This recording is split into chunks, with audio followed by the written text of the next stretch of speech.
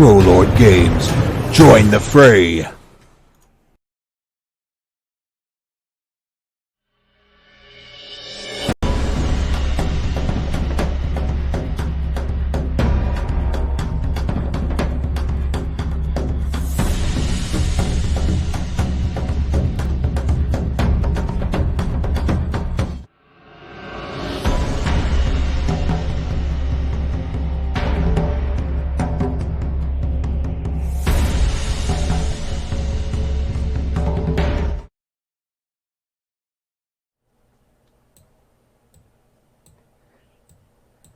Okay, that should put us live.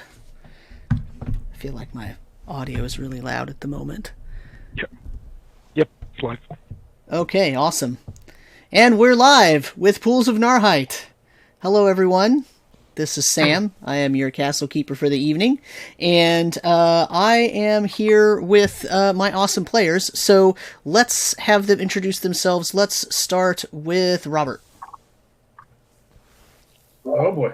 Robert playing a Dwarven Rune Mark, and I guess as he's going into training, it'll be a skull playing him. Oh, they said wait for everybody to clear the ad. You know, when you go on Twitch and it throws an ad at you. Oh, yeah. So we can banter for a few minutes. Everybody has whatchamacallit, owlbear up, right? I posted a link in the Discord. Yep. Yep. Yes. Okay. Got it. There's nothing up there just yet that's so fancy or anything, but close all the windows I don't need here. Come on, computer. Okay. All right. Okay, I think that's long enough for the ad, do you think? Yeah, I think so. Yeah, All right. Max 30 seconds. Okay, perfect. All right, well, hello, I am Sam, and I am your CK, or Castle Keeper, for the evening, and I am here to run a Pools of Narrheit game in the system called Castles and Crusades, which I think if you're here you probably already knew that, but let's have my players introduce themselves, and we'll start with Robert. Robert playing a Dwarven Rune Mark, who just got the second level, so he's going into training, and there'll be a Dwarven Skald replacing him. Hopefully. And Matt. Hey everybody, my name is Matt. Tonight I will be playing Bestraholm Morning Dawn, better known as Trip. He is a Primal Druid. You know, it's great when the player says, "Oh, I'm playing." Can't even pronounce my own character's name. Yeah, I had to go back and look at it. You know, I didn't want to pronounce it wrong. All right, and Richard. Yes, Richard Clayton playing Bernie Combe, Human Fighter. Awesome, and George. Hi, I'm George. I'll be playing Elgar Samson, the impatient divine knight in search of glory and a bounty. In search of a bounty. And Alex. Hey, I'm Alex. I'll be playing Gillian Flynn, a halfling archer. And last but not least, Chris. Hey, everyone, I'm Chris. I'm playing Leonese, who's a Norolu High Elf. Or High Elf Orm. Awesome. So, who wants to do the smallest / shortest of recaps? We don't want to spend too much time recapping, but I think we're in town, so we need to give a little bit of a recap so we can figure out what we're doing next. Trip will give it so he can earn some extra XP since he's in. Excellent. They had went and looked for the three, I think it's three, right, Rekmit? 3 alkalites that were lost. Entering the burial mound, the party encountered 2 sarcophagi in a circular room with a foot of water in the bottom. There are portcullises blocking paths to the north and south, with skeletons behind each.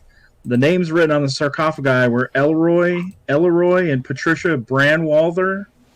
And also on the tombs was a symbol of Elor, with ruins, flying stones, and arrows, a little bit of holy turning and mighty blows. The group dispatched 10 to 12 skeletons. In each room was a crate. One was filled with copper coins, and another was filled with gold coins. Trimp and Leonese attempted to return outside for a little bit of nature healing, but the door was blocked with some kind of wood, giving him the idea that they might be buried alive inside. So Reckmit, Gil, and Bernie tried to open one of the sarcophagi, but were too weak to manage that. The whole group had to go over to the coffin and move the lid aside, breaking it, finding the skeletal remains of 2 people inside. With nothing found inside, the group moved the lid on the other one, found a metal box and an urn. Inside the box were a pair of gloves that radiated magic. Reckmit tried to open the urn, but Jake caught him and busted him. Bernie smashed through the front door, and the group decided to return to Indeliphin with their 2 chests of coins. Returning to Reckmit's cabbage farm, they found 190 ancient old gold coins and 5,000 older copper pieces, and underneath that were 3 gems, an opal, an amber, and a pearl.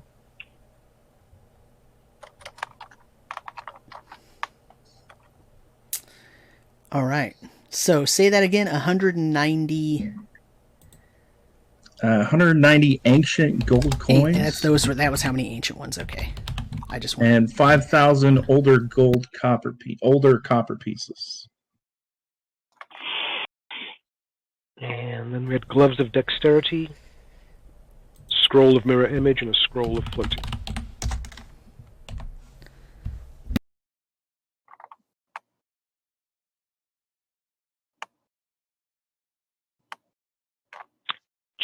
Scroll of Mirror Image, and then what?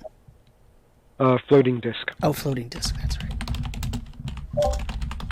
There was a third one too, but that was like a repeat, wasn't it? That was in the old tube, yeah. But those are the ones we... Yeah, Mirror Image is one that was actually had before. Right? No, is that right? Yeah. I can't remember. Yeah, those tubes were the old ones. Yeah. So they were the old ones. Yeah. Okay, so what would you all like to do now? Did you make it back to town? That's the actual $100,000 question. Yes. We made it back to Reckmit's house. Yeah, because Trip was borrowing money. Yep. That's right. Trip took out a small loan. Mm-hmm. And some of you, I believe, commissioned some armor and supplies and all that stuff, right? Yeah. Well, we'd done that previously. Oh, was that last time? Okay. All right. Yeah. So what are you going to do? So I think the plan was we were just gonna bury everything and then head right back out to find the alkalites, right? Yep, that's what I remember. That was kind of the plan.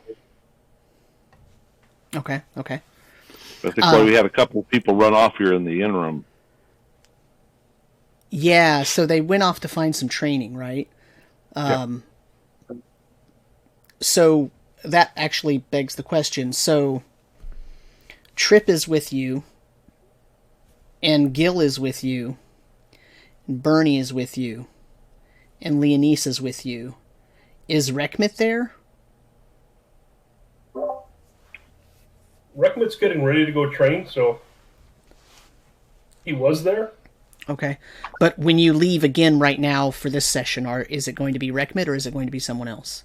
It'll be someone else. Okay. So after we bury the gold, what does Reckmit tell us?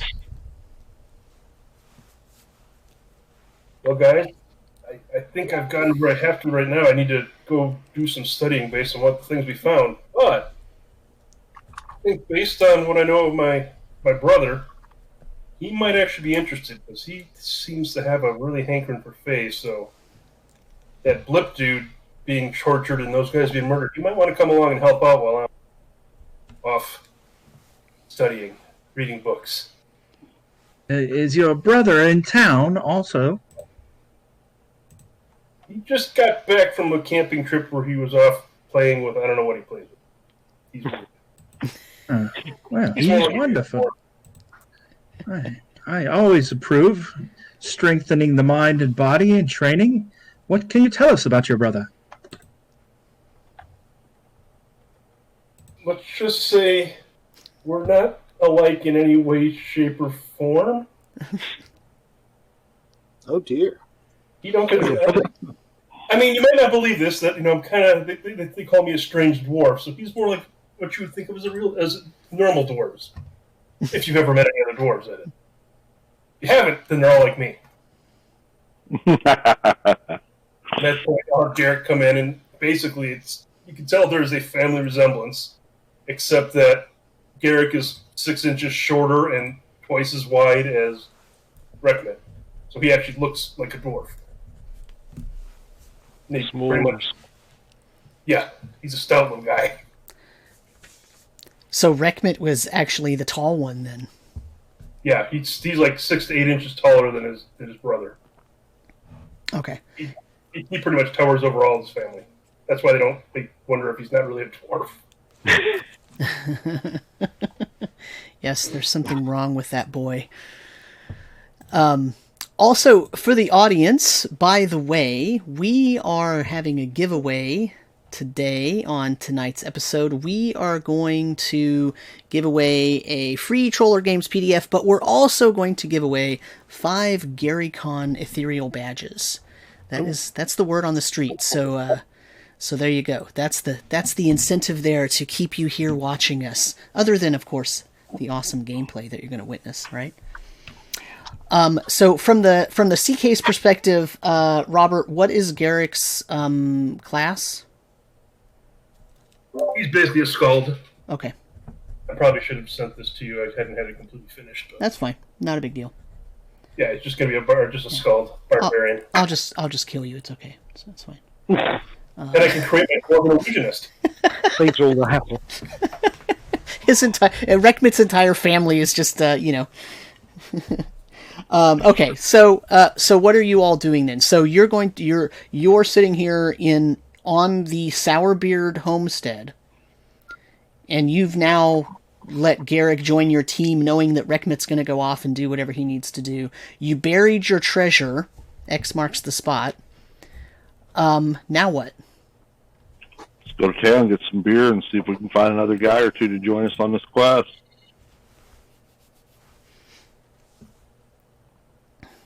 Or at least go to town and get some beer.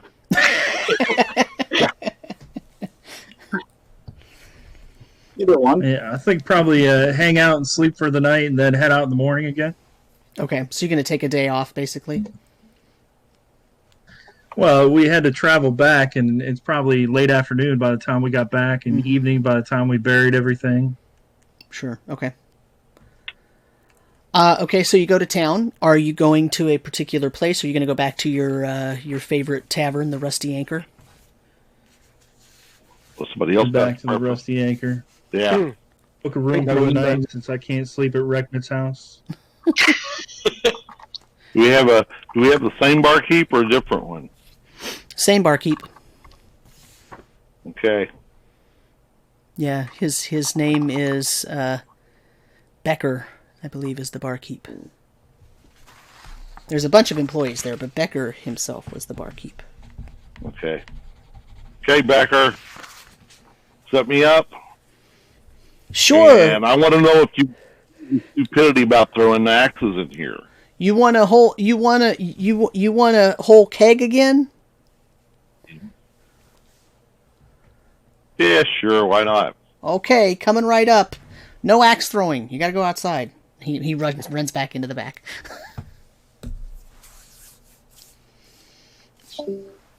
How do you even claim to be civilized if you can't throw axes in the bar? Well, he didn't say anything about not throwing swords. Ooh! Daggers. Where can I get one of those? Garrick rips out his sword and is like, here you go. Try this. So Bernie will start measuring it out and trying to figure out the angle and everything and see how he's going to do this throwing swords. And you will know it is not a steel sword; it is an iron sword. Okay.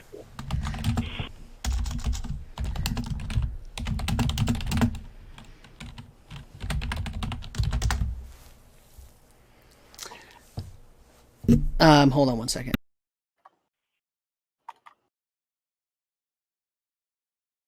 A whole different type of troubled dwarf.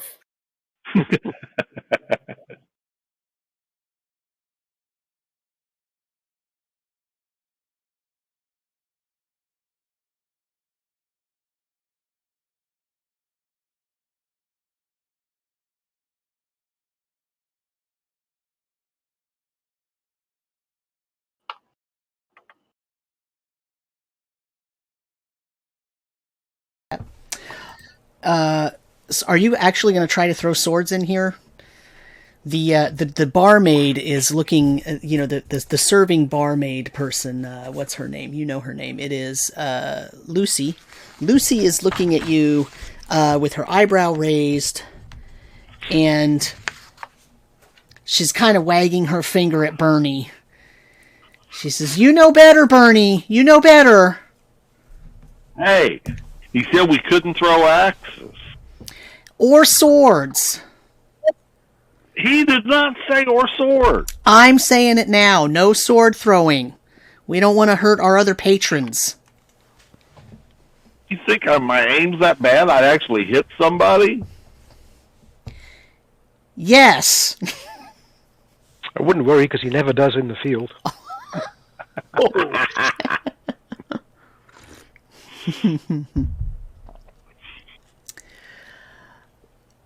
So, he brings out the keg a minute later, taps the keg. He's got a bunch of big, pint glasses and whatnot for you. It's early evening, so the place is starting to fill up, and a lot of the townsfolk are there watching the keg be rolled by, and a little jealous, looking over at Bernie with their eyes wide.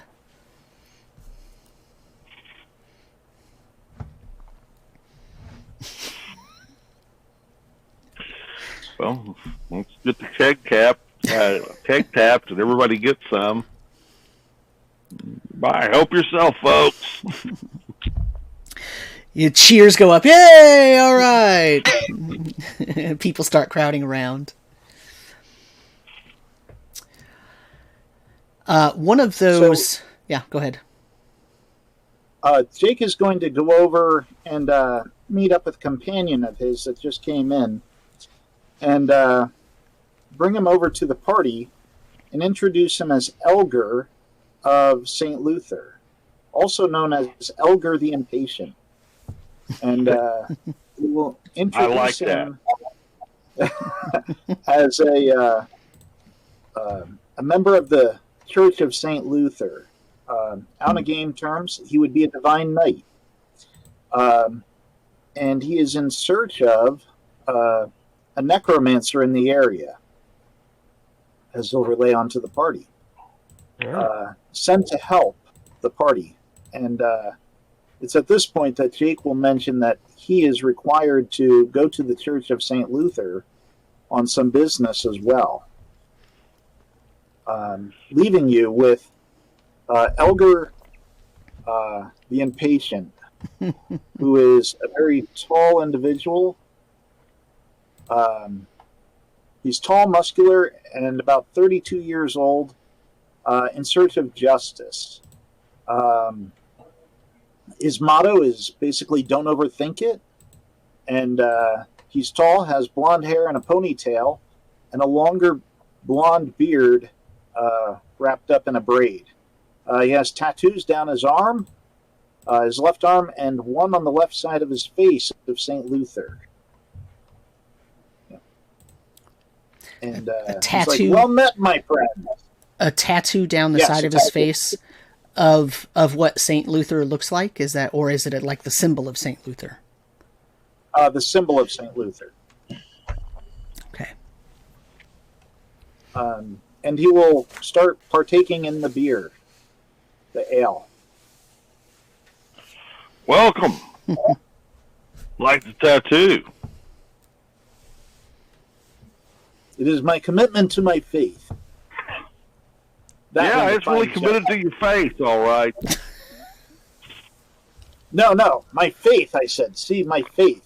It's a symbol. Oh, okay. That's cool, too, I guess.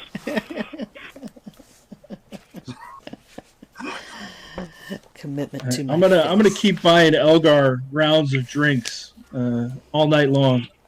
Keep pumping him full of fluid to welcome him to the party.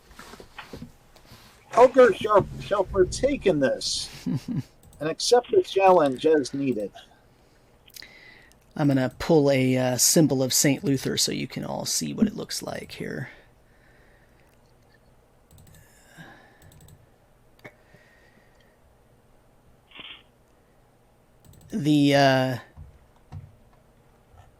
So Elgar is a big drinker. Is that what I'm hearing? He is tonight. He is. Yeah.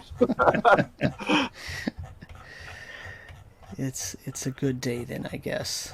Okay, so I should have had this ready beforehand. It's 7:30, and we have agreement on one key item. What's that? We're all drinking. Yes. Yep. That is true. I would not have it any other way. I don't think anyone else would have a problem with this. Here is a symbol.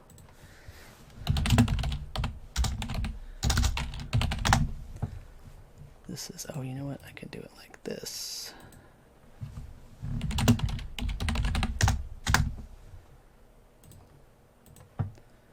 Let's see if I can put it up here. Let me put it on the handout screen. So the symbol that's currently flashing up there right now is actually not the symbol of St. Luther. That is the symbol of Elgar, because they found a symbol of Elgar on some things last time. So let's give you the symbol of St. Luther. So here is the symbol of St. Luther. Let's take Elgar away. Here's the symbol of St. Luther. Where are these showing? It's on Twitch. It's on the stream here. I can throw it in the Discord. Oh, for you to okay. see. Yeah. Let me throw it in the Discord here. Yeah, here we go. There you go. Okay. So that's it's one very long sword crossed with two others and a sort of bright light behind it. So, very actually reminiscent of Durandale, which shouldn't surprise any of you because this person is friends with Jake Tildor, and Jake Tildor was very much a proponent of Durandale and often went to the House of St. Luther. So it shouldn't be a surprise that these two individuals are acquainted. So you spend the rest of the evening in ruckus celebration. Anything in particular that you would like to do other than Bernie trying to throw axes and swords all night? Not till the morning. Okay. Yeah, I think we're good for the evening. Okay. Are you all going to go back to the Sourbeard homestead? You guys don't want to go back there. That's boring there. Yeah. We'll just stay here. Yeah, we can get rooms here. Or we can throw axes in our rooms. They can't stop us there. No one else in there. We aren't be bothering anybody.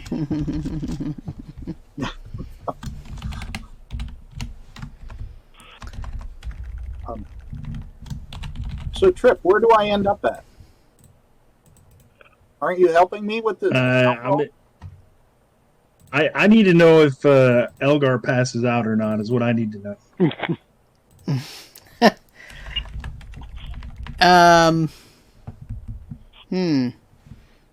That is a good question. Does Elgar pass out?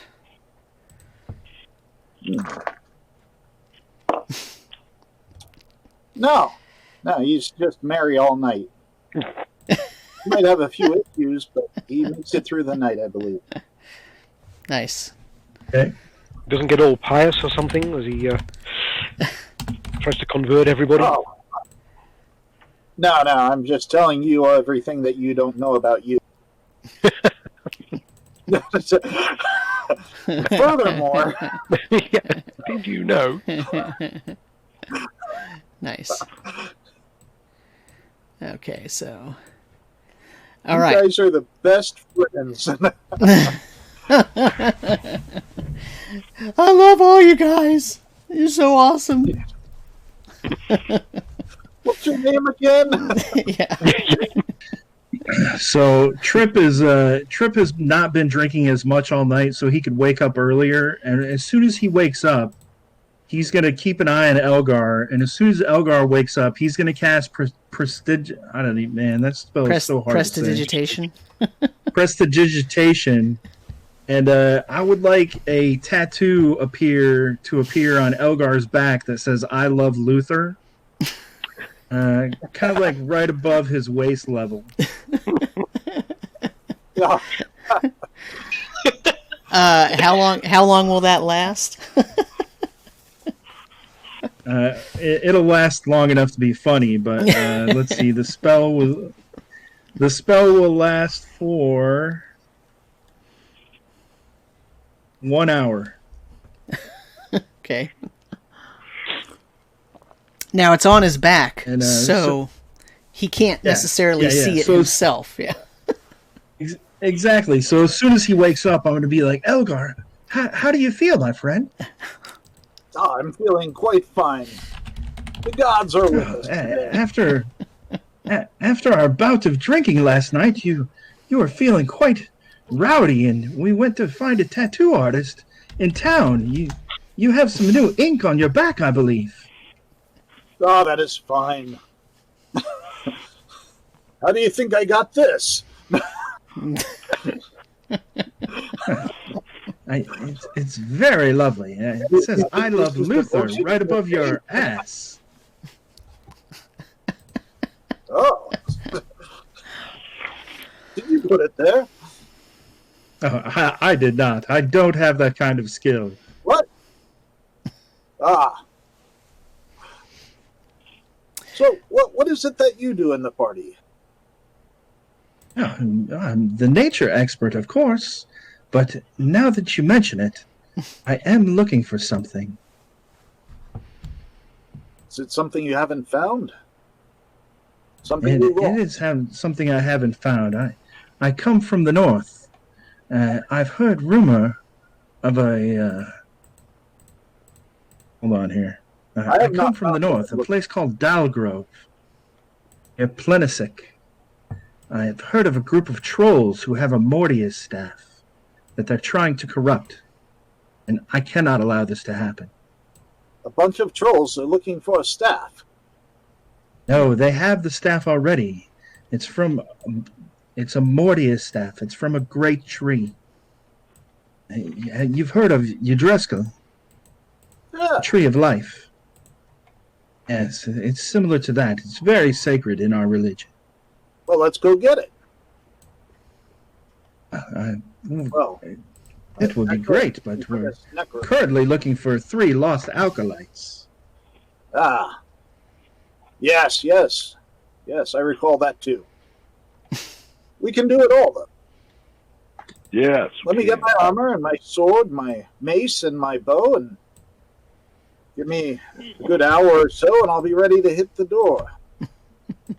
Your tattoo is very fetching. You should go show Lucy the barmaid before you get dressed. That I might do, but we shall see. Perhaps I'll make better decisions later this afternoon. Or they might get worse. Or better. As they do. Let us not tempt fate. Definitely does not seem as wise as Jake. So Bernie would get up fairly early, get his stuff together, and get on down and try to get a pretty good sized breakfast to himself. Okay. All right. So everybody kind of gets through the morning. Is there anything in particular you want to do other than your sort of just generic? You're actually getting your meals together. If you're doing any spell prep and all that stuff, that's sort of a given, right? Is there anything in particular that you'd like to do otherwise? I think we lost George. I think we're ready to go. Enough shenanigans. Yeah, no, is Garrick with us, or did Garrick stay at the house? Oh no, Garrick's right there with you. You see him mixing up something that looks really weird colored. Deep brown. And as you all kind of get ready, you see him just start putting it on his face and painting himself. right, Bernie will watch this with some fascination. You'll also notice, because from those who are at half health saw that whatever the symbol for Winifar is, he actually has one of those around his neck as well. Interesting. Oh. I can actually show you all what Winifar's symbol looks like, too.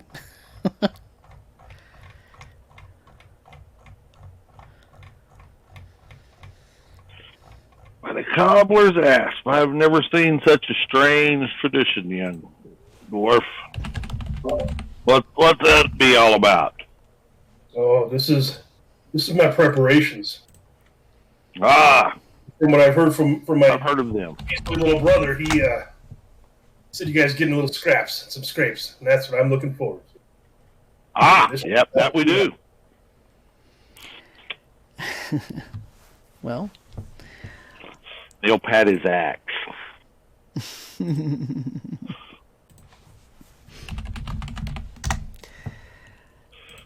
so what would you all like to do? How do you want to leave? You want to go out the same way that you came in? Yeah, we went think out so. southeast, right? Yeah, so you have been taking that typical exit out of the Graveyard. yeah, the That's graveyard. Watchtower. So the symbol on Yep. the screen right there is Winifar's symbol. It's sort of it's almost a growing flower, and the shaft is kind of like a green growing item, but it's also kind of like a magical wand. So it's kind of fancy there. Okay, so you're going to go out of town down here next to the graveyard, the sort of traditional way that you always enter and exit the town down here. Ernie will whistle past the graveyard. Okay. Are you warding or summoning? So here's the regional map. You're going to go back to the Oxwood, the same place that you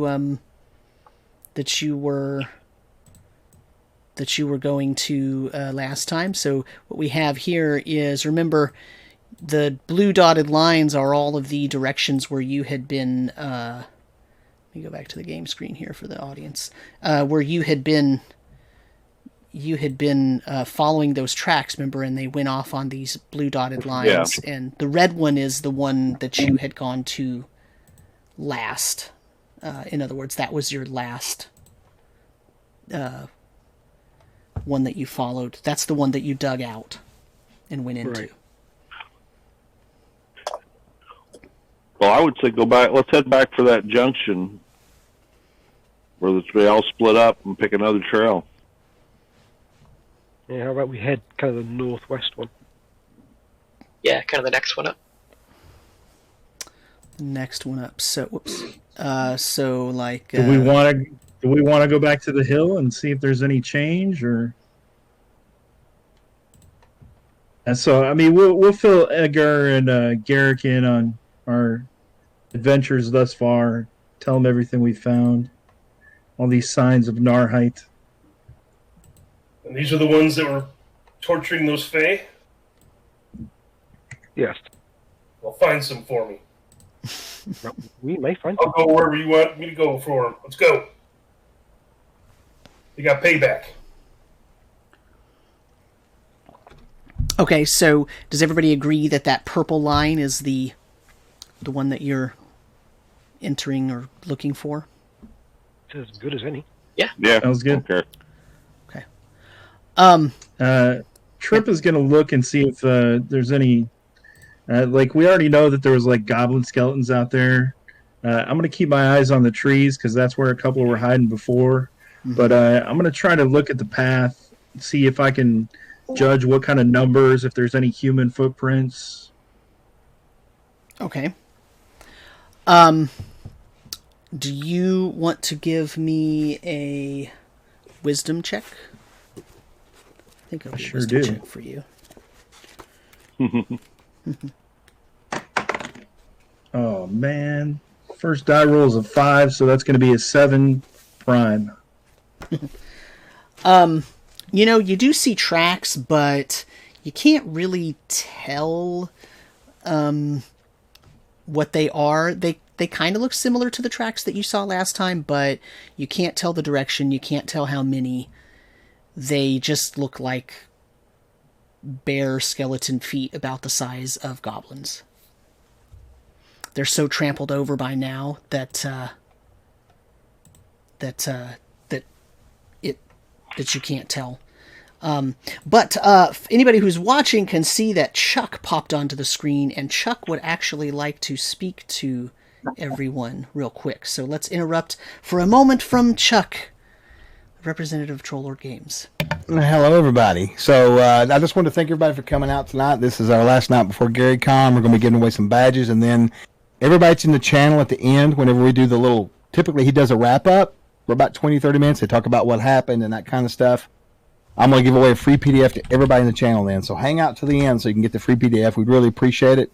I really appreciate you giving us a follow if you haven't before, and just want to say thank you for coming by. I'll be giving the giveaways in the chat, so watch the chat because I don't want to interrupt Sam's TPK thing here he's got going on. So, you know. But, oh, my bad. I forgot.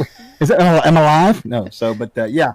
And the main thing is to make sure that Grape Ape doesn't win anything. That's the key here. Okay? I'm unkillable. I'm unkillable. After going through 2 of Steve's games and not even getting a scratch. Well, sure we talked about that. Things are going to change. We'll see. No more floating discs, he said. Basically, they're going to burn you alive if you get on one. So, no, I'm kidding. Anyway, I want to thank everybody. You guys go back to your game, and I'll see you guys later. Thanks.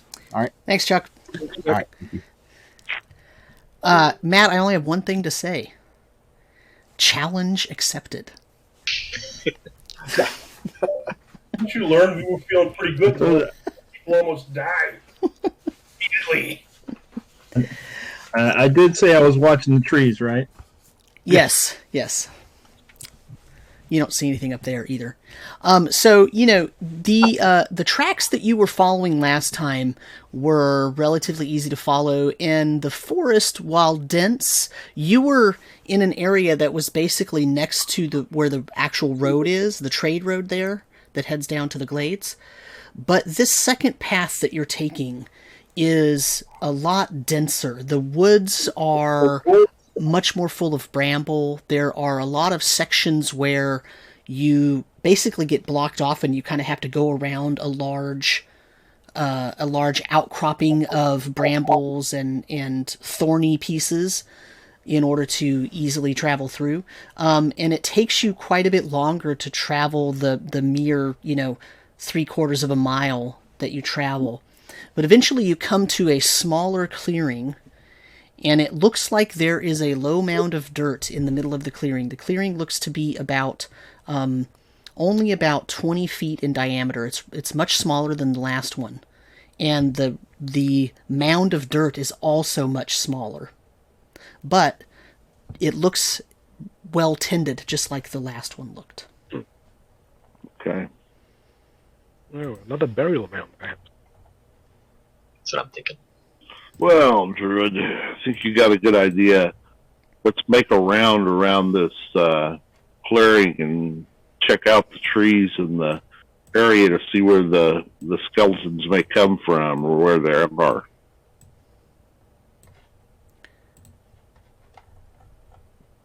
Let's go back to the green here. So this was the last one. Okay. I'm going to clear this. So you can keep your tokens. What would you what are you doing? What did Bernie just say he was doing? Well, I think we should at least some of us walk around outside of the clearing in the edge of the trees and make a round around it to see if we spot any skeletons in the trees or waiting on the sides, because last time when we were inside, they started shooting at us and came pouring out. So let's see if they're out there. Let's walk around as a group. Just walk around the circumference Before we start messing with the mound. Okay, so that map there is representing the orange dot is the small mound, and the black circle is the clearing. Everything around the circle in all this area is very dense forest. It's temperate forest, so you're talking about a lot of oaks, a lot of big leafy trees, big leafy flowering trees. So you're talking about places where they'll lose the leaves, and at this point in time, the leaves are starting to turn a little bit. So there's a little more color than just green, but it's very dense, so it's hard to see even up to the sky from the canopy, except the clearing is completely cleared, and you can see directly up to the sky if you're standing in that clearing. Also makes us wonderful targets for anybody in the trees. That is correct. Yep. Yeah. How about we head north and go around in an anti-clockwise direction? Yeah. Let's just start and stay together and just make it one big trip around. Mm-hmm. Okay. Are you stealthing, or are you just being careful, or what are you? How are you approaching it? Well, I'm assuming, given that it's kind of overgrown, that it's hard to be stealthy. Yeah. So just be careful. Okay. Looking well. Okay. And the first raffle started, chat, so if you want to type !raffle to get entered. Awesome. There you go.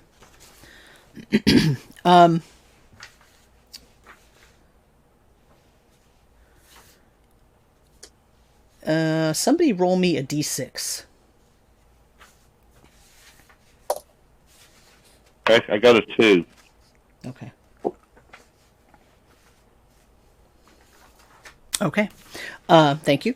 So, if everybody's sort of skulking around, are you taking individually? Are you taking different precautions? Is one of you watching the trees? One of you is watching the ground? One of you is looking towards the mound? How are you making this work? Are you just sort of walking around paying attention, or are you specifically separating your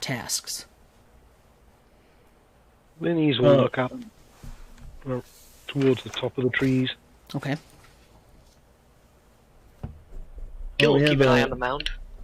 Okay. Bernie in front in kind of like a diamond pattern with the rest of us. Yeah.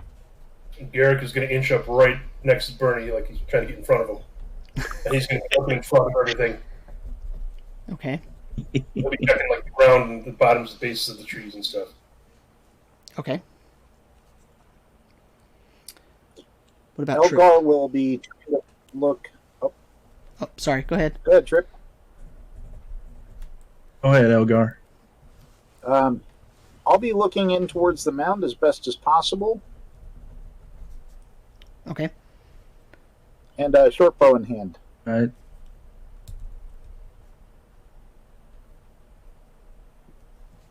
And Trip? Trip is just going to be keeping an eye out at our rear, making sure nothing sneaks up behind us. Okay. All right, so if everybody could give me wisdom siege checks, that would be wonderful. Also tell me, when you tell me your result, tell me if it's prime. Trip got a 13 prime. Okay. Elgar got a 3 non-prime. Yeah. Leonese got a 14 secondary. Bernie got an 11 prime. Gil got a 1 non-prime. He's really immature at that point. I was like, yeah, there are trees here. I don't know if I see that. I'm so happy he's jumping up and down. What did Garrick get? Sorry. A 7, so it doesn't matter. So let me just point out that the two looking towards the mounds poked themselves in the eyes as they were looking over. Very similar to last time, the only thing that you really notice is suddenly when you started walking around this mound, there's no sound whatsoever. The birds have stopped singing or making any kind of noises. Some of them flew out of trees to get away from this clearing area. You don't hear any wildlife. Normally, especially in a place this dense, you're used to sort of, especially someone like Trip, who's a Primal Druid, you're used to seeing or hearing animals running through along the game trails through this dense forest. You don't hear any of that. None of you hear any of that. It's very, very quiet. Something is very odd. It's happening here. There's no sounds. The animals have all fled this area. Yep. Not finding anything. Might as well go out there and start messing with the mound and get attacked. Have we got all the way around at this point? Yes.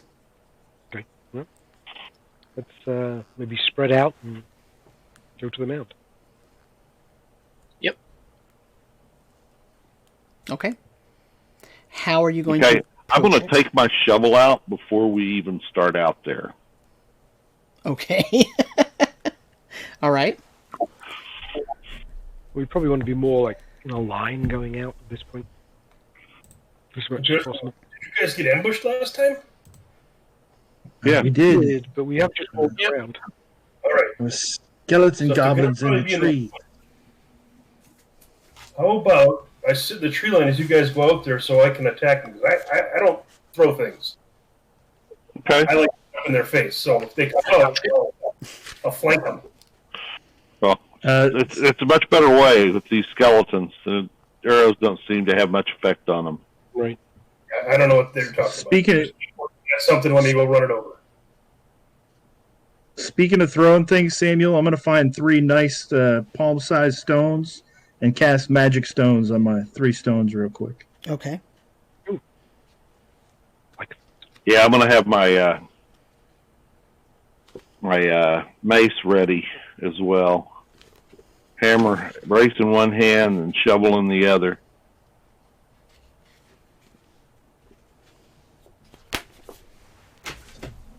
I look at Bernie and I'm like, what's wrong with your sword? Or your axe? This, I'm going to hold up my mace, does a much nicer job on these critters. What critters? You want to break bones with these, there's no flesh to stab. Oh. Jake will get his club out. Okay. Or, sorry, Elgar. Jake's back at the House of St. Luther getting his club ready. Yeah, that's because Elgar got his club on last night, so... Thinks he's Jake. Okay. So who is going to enter the clearing first? I will. Bernie will. He'll stride on out there. He's going to look around, see if he sees anything in the trees, in the tree line as he approaches the mound. Mm-hmm.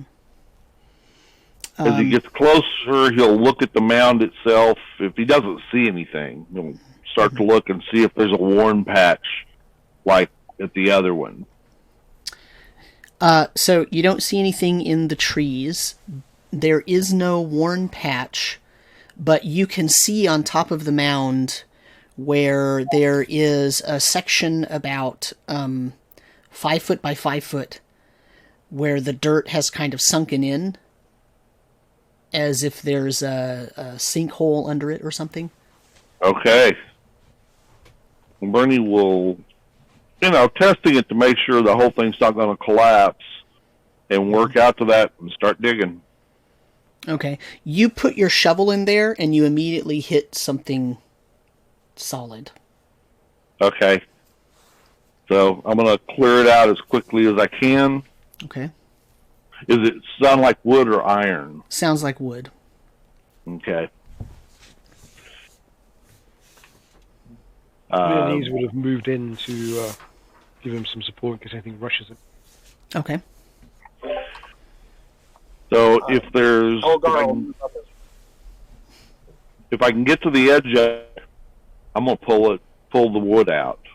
After I get it cleared off enough that that's easily feasible. Once you get it cleared off, you see clearly that it is a trapdoor. It's 5 foot by 5 foot. It's the kind that you would pull up and it has hinges on one side, and you would pull it up. And Okay. go down. It is made. It has a wood frame, but there's an inset piece of metal that looks like bronze. And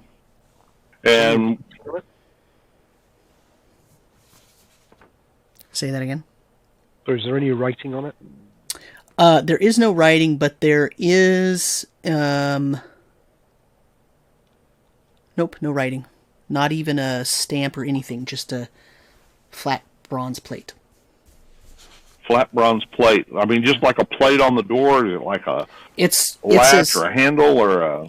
It's more like the door is a piece of wooden frame a couple of inches thick around the entire outside of the 5-foot piece, and the actual door itself is the bronze piece of metal. Got it. Oh, okay. So it's... Okay.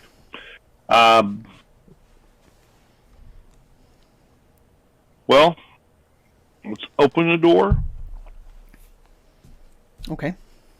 And then he'll have a staff ready to whack anything that pops up. Yep. And Eric is scanning the line or the edge of the meadow to see if he sees any kind of movement. Okay.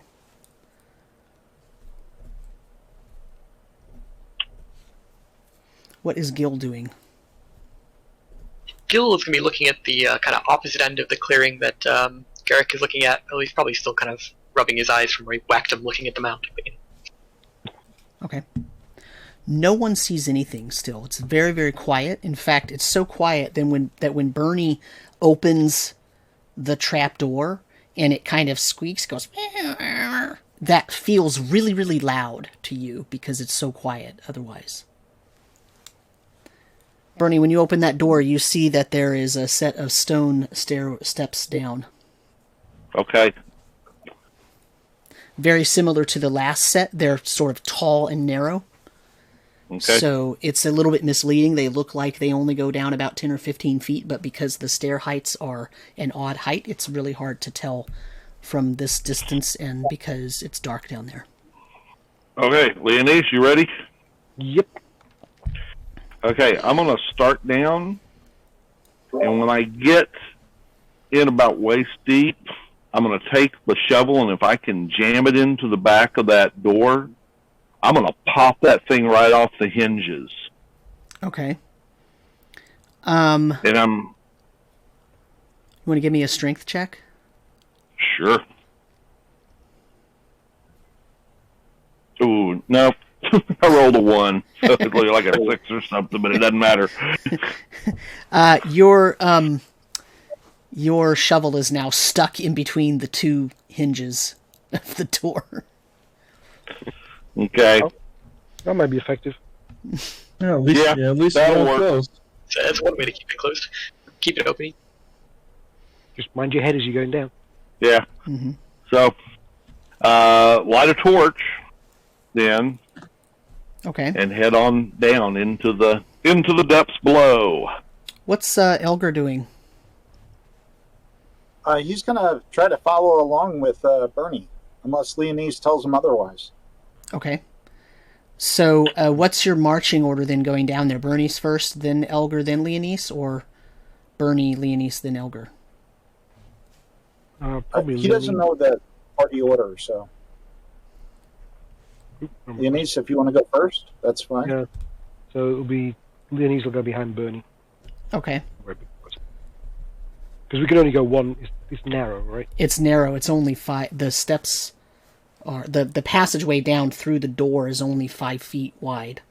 So, I mean, theoretically, 2 of you could probably squeeze in there, but there's no reason to squeeze. Yeah, because then she can jab at anything. Mm-hmm. Staff.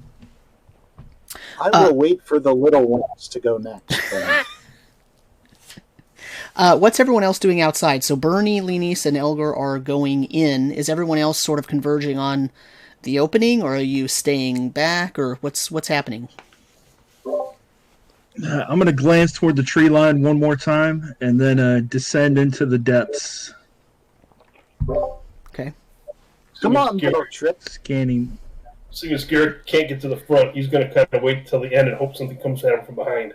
So he'll wait till the last person gets to the mound, then he'll dart out. Okay. Gillian considers himself a little person as well, so he'll follow Trip before Elgar then. Okay. Run between Elgar's legs. Yeah. Come on, Master Dwarf. Okay. Should I wait for you, or go ahead? Go ahead. I hate bringing up the rear, Very but well. maybe we can act from the rear. Then I can have fun. Okay, so let me put up a new. Let's put up a new piece of paper here. So some of your tokens are already on here, and some of them are not. But I'm just gonna clear that of that, so we can. Whoops, we can start a new drawing here because you are going to enter someplace new, which means one of you has to be the artist here to draw on there. Who popped in our stream?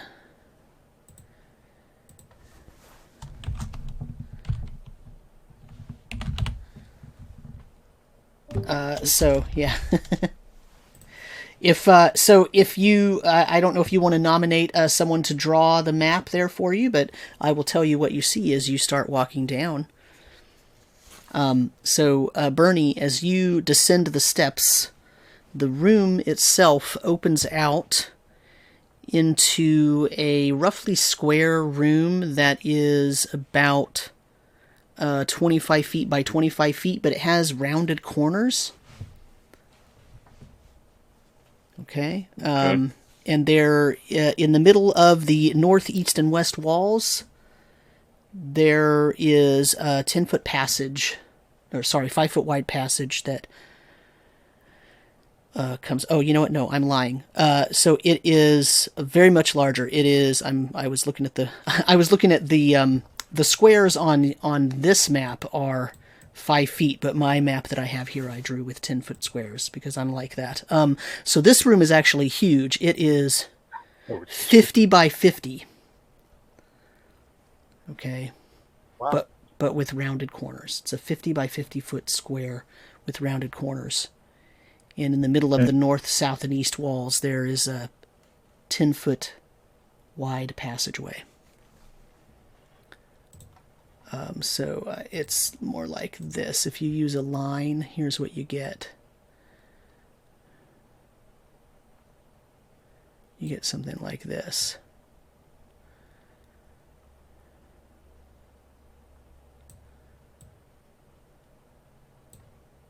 Right, kind of like that. That's the size of it, but with rounded corners. And did the staircase come down in like the center of the room, you said? Yeah, so the staircase comes down. I'll put an arrow here. The staircase is coming down right in the center of this wall, right here. And then there's a passageway out here, and out here. So you can, however you want to fix that map, you can fix that map if you want to play with it. Takes some getting used to. For the audience, I'm using Owlbear Rodeo, which is a very nice little sketch pad that everybody can see, and you can throw tokens on it and all that. But the drawing functions are a little quirky, and you have to kind of get used to them before you go, because sometimes they do things unexpectedly or are not as easy to draw on as it might seem. But Bernie, you get down there, and here's the thing. There are 4 enormous pillars in this room, and right in the center of the room, there is an enormous stone throne that is covered with cobwebs.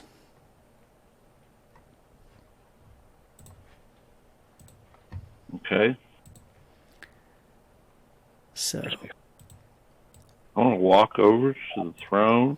Now, of course, I'm looking to see if anything is popping up or popping out or running down those corridors.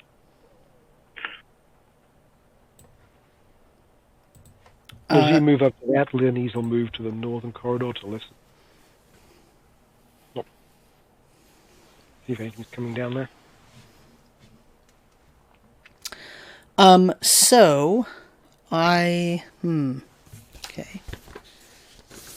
I'll actually hold the torch in close enough to see if it will catch the cobwebs on fire. Well, so as you're doing that,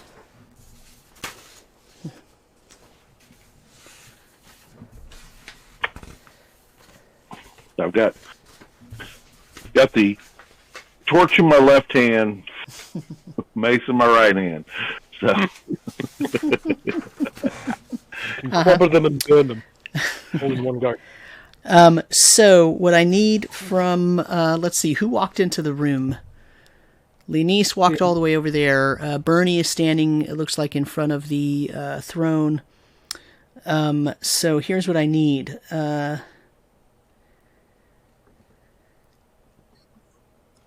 me make a roll here. Someone roll me a d6.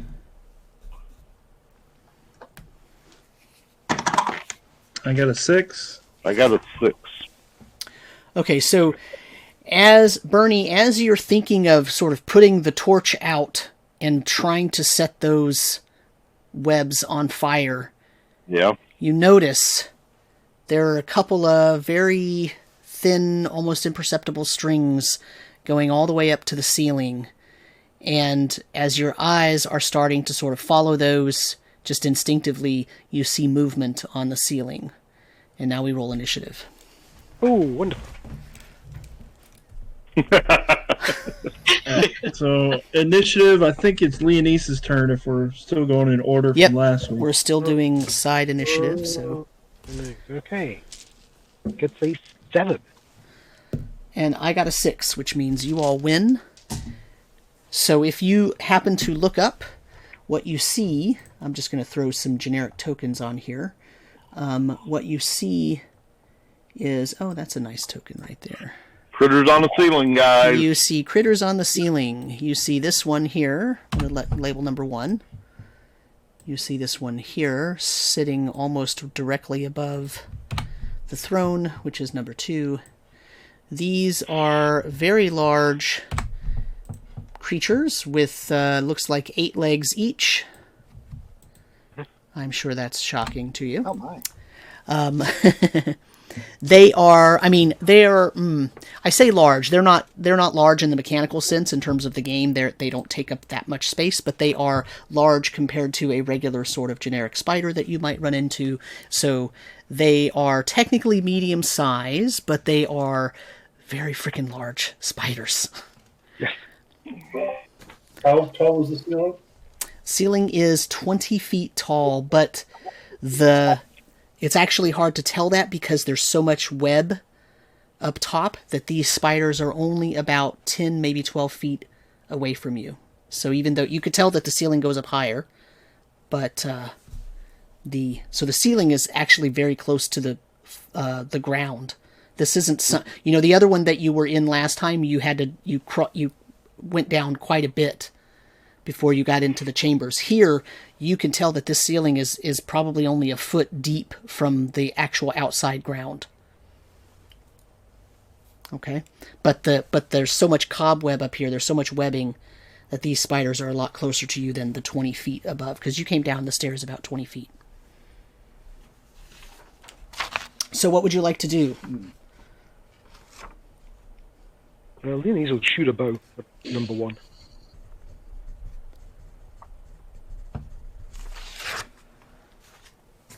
Okay, roll me an attack roll.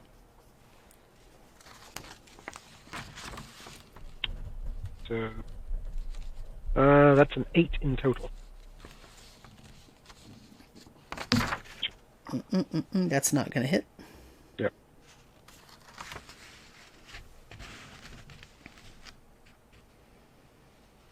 Bernie's got a torch, right? Yes. He does.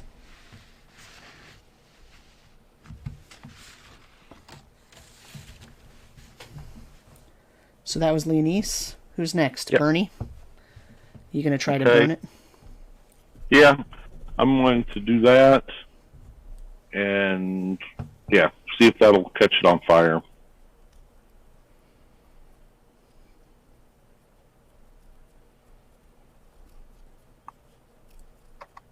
I am going to launch a magic stone. Hey, so let me ask you this, Samuel. On downtime, the magic stones don't lose their magic until I throw them. So during our last downtime, when I had 3 days, if I cast magic stone every day, can I get 3 magic stones per day? No. What? Build up Sorry, my arsenal. You cannot build up an arsenal with that spell. I know that is a popular reading of the spell, but there's a reason I'm saying no, and it is... He doesn't want you to have 12 magic stones. Other than that. All right, I'm going to launch a magic stone at number 4 then. So let me put it this way. As time goes on, after you imbue those stones with the magical properties, the magic wears off of those stones relatively quickly, so that's going to last probably not longer than 10 minutes, maybe maximum an hour.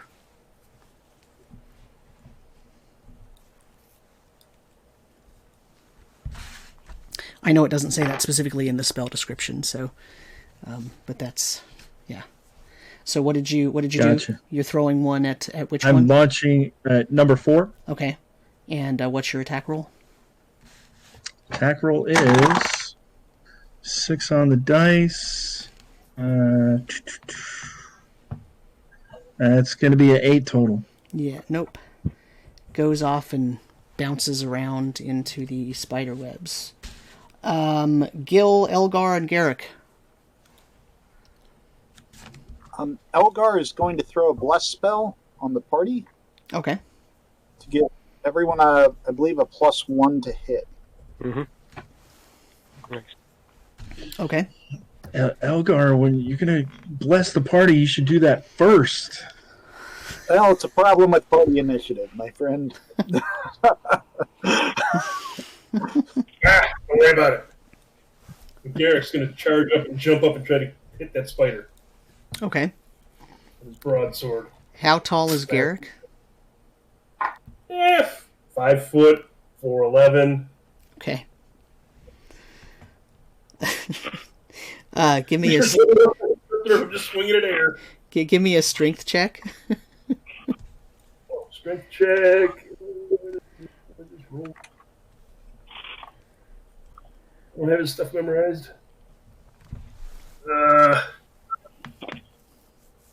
16. Prime or not prime? Prime, sorry. Yeah, Okay. 16 prime. Okay. So roll your attack roll.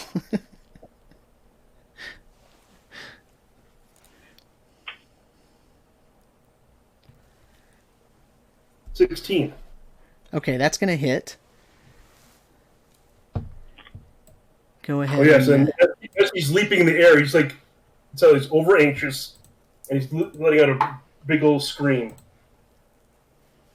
5, and I do add the strength bonus on this, don't I? So Yeah. that'd be 8. Yeah, I got to get strength versus dex figured out in this game again. So how much Yeah, so damage? it's 8. 8 damage. Okay. So you oh, I gotta calculate something real quick. I forgot.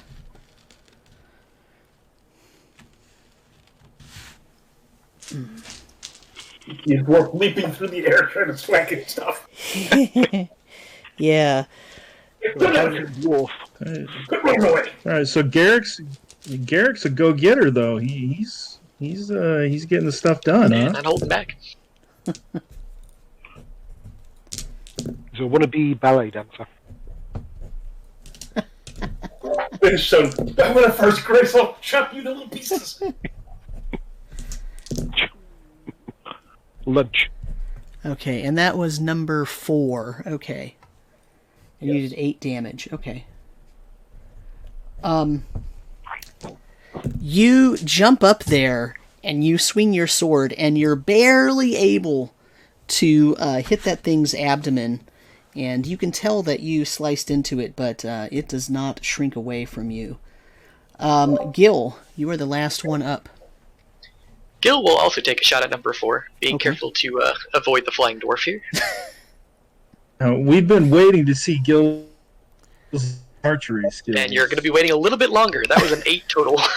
And as an arrow comes flying by Garrett, he growls back, "This one's mine. Get your own." All right. Well, that fancy spider is now a little upset because it wants to now attack Garrick, and so it is going to attack Garrick. So let's look at what it does. It's actually going to drop onto Garrick's head and try to bite him. That's right. Come here, little spider. And so that is going to be a 16 to hit. Does that hit your AC? Oh, yeah. Okay. And yeah, so you're going to take 1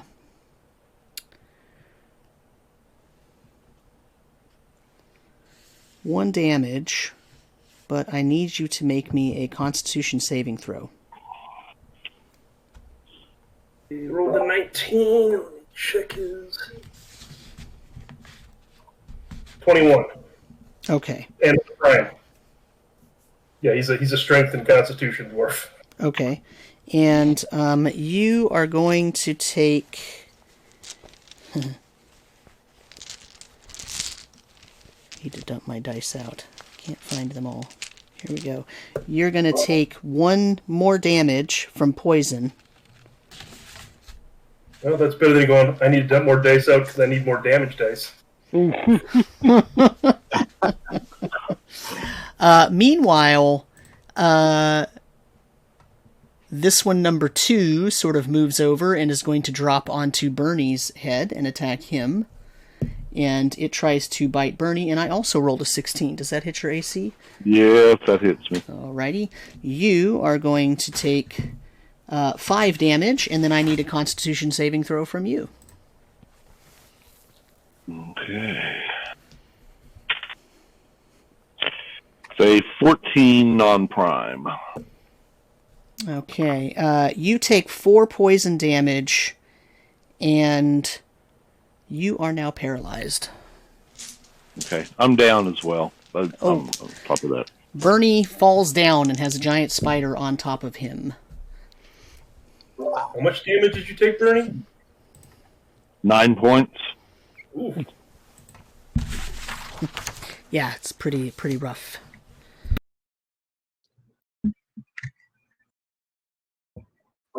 Sorry, Bernie. I almost was going to attack that one, seeing his trip claimed this one, but then he missed. These other 2 spiders sort of move up farther in the web so that you can't see them at this point. And then we roll initiative again. Leonese, you won, so you're up again.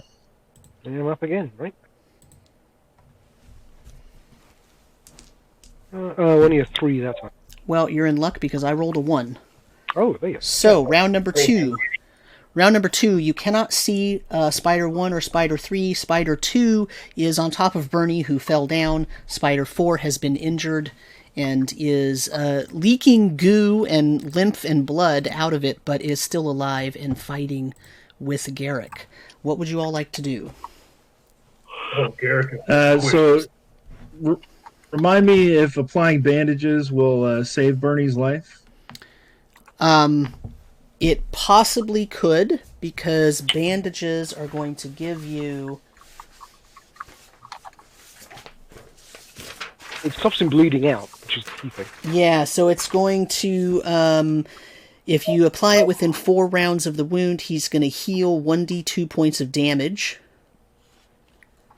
And you can actually... Let's see. You can make a primary attribute check to try to heal 1 more additional point of damage. Okay, so he's got a couple rounds. I am gonna. He's got a couple rounds. Let's just leave him laying there. Yeah, That's the way you play it, man. It's not gonna help if we all go down, So we got to kill this spider that's on top of him first. I mean, right. If I'm dead right next to Bernie, that's just going to be more of a problem. That is true. So, does anybody have any party beneficial things they want to do first? Yeah, I'm going to kill the spider that's in front of me. On me. Go for it. I get a 23. That hits. Attack at the time. God, I like being some kind of fighter this time around. 8 plus 3 is 11. Damage or to hit? You hit, right? That's Not the the damage. I hit the 23. All right. Yeah. So you kill it. Just finally stick your. It's just like a kitty on me, so I just take the gourds and rip it all over me. Great. Ugh, disgusting. All right. Who's next? Which one is dead? Number 4? That was the one that Garrick was dealing with. So. And Garrick will, because I can move half distance. Or wait, can I move after I attack, or you can attack it or move and then attack only? You can move as long as you only move half your movement. You can move and attack in the same round. With the spider still all over me, I'm gonna go this way. All right. I'm wearing it quickly. Leonese will shoot a bow at number 2. Okay. Nat 20. All right. Nice. Obviously hits. For 6 points of damage. Plus whatever. Nat. I don't use crits and fumbles, so. Okay. Points of damage. All right. So it now has an arrow sticking out of its abdomen. Trip, Gil, and Elgar. Trip is going to draw his gladius and advance on the spider that took down his friend. He's going to try to position himself to attack it so that the torch that Bernie dropped on the floor is between him and the spider. He's going to strike over the spider, hoping the fire might give him a little protection, and roll a 5 again. A little too cautious in getting around the torch, though. There you go. Welcome to my world when I was wrecking it. Speaking of, Gil will kind of step up, muttering to himself, being like, I'm an archer, I'll show them. Take a shot here. Hey, that's not bad. That'll be 20 total. Okay, that hits. 8 points of damage. All right. Not dead yet. Elgar. Elgar will move up and attack. AC 13? Does not hit. No. Glancing blow. Elgar's ample sword bounces off of the... Oh, 14. AC 14 with the bless. Still doesn't hit.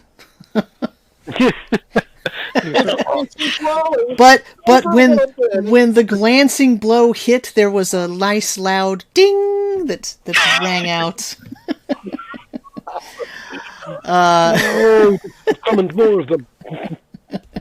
That spider that everyone is attacking is going to attack either Trip or Elgar. I'm going to roll a d6. 1 to 3 is Trip, 4 to 6 is Elgar, and I rolled a 6, so it's going to attack Elgar. And I rolled a 19 on the die, so I think that hits him. And Elgar takes 2. Right, yes. It takes 2 points of damage, and I need a Constitution saving throw from you, please. That's a fail. Okay, then you take an extra point of poison damage, and you are paralyzed. Okay. All right. All right, and anyone who's paying attention can see the other 2 spiders sort of walking around. More towards the group, but kind of staying around the outskirts, and does not attack. And so that means we roll initiative again. I rolled a 5. Rolled a 1. Rolled a 1.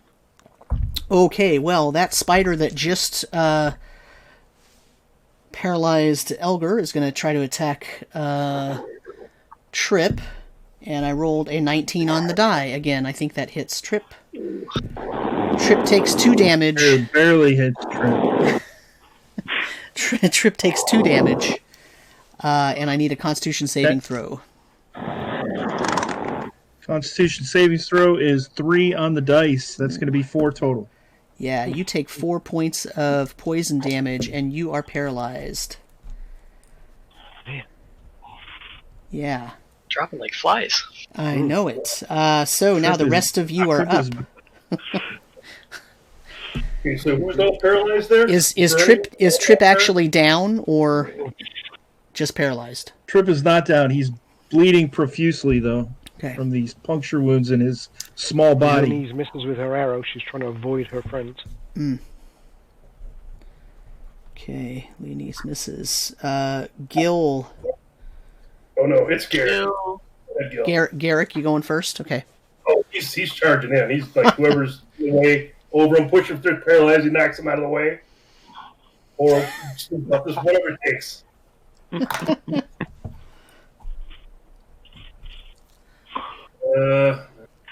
13, 14. Is that counting the bless? I was going to say, bless him there. Trip's not dead, so his spell is still around. 15. Okay, that hits. Come on. 10 more points of damage. Okay, that kills it. It curls up the way spiders do. You know, its legs curl into its body, and it kind of falls over. So now that's the second one. The other 2, you still do not see their bodies, but you see them sort of moving around. They're not attacking. Gil will go over to Trip and start bandaging his wounds. Okay. Do you want to try for the extra heal for that? Yeah, what do I have to roll? That's going to be a wisdom siege check. That's a nat 1, so no extra healing. Ouch, you're lucky I don't use fumble rules. Yeah. Yeah, we've had a lot of ones. I've done 2 of those so far. Leonese will go over and bandage Bernie. Okay, so the other thing you got to do, Gil or Alex, is for Gil roll the D2 to see how many points you give back to him. Because you succeeded on the initial, the initial bandages still do their work. You just didn't succeed on the extra.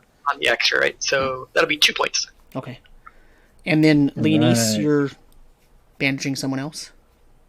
Yep, I'll do Bernie. I get 2 bandages, so I can do 2 wounds, or is I can only do 1 at a 1 wound per bandage, or 1 bandage per wound. one bandage? Yeah. So, rolling a d6, I get 1 point. I'll try and do the wisdom. Now, Bernie, did you get hit twice? Or just once? I just got hit once. Okay. So that's the 1 wound. So you get a hit point back. So you're no longer at death's door? That's kind of nice. I don't know. Sort of. Roll yeah. the 1.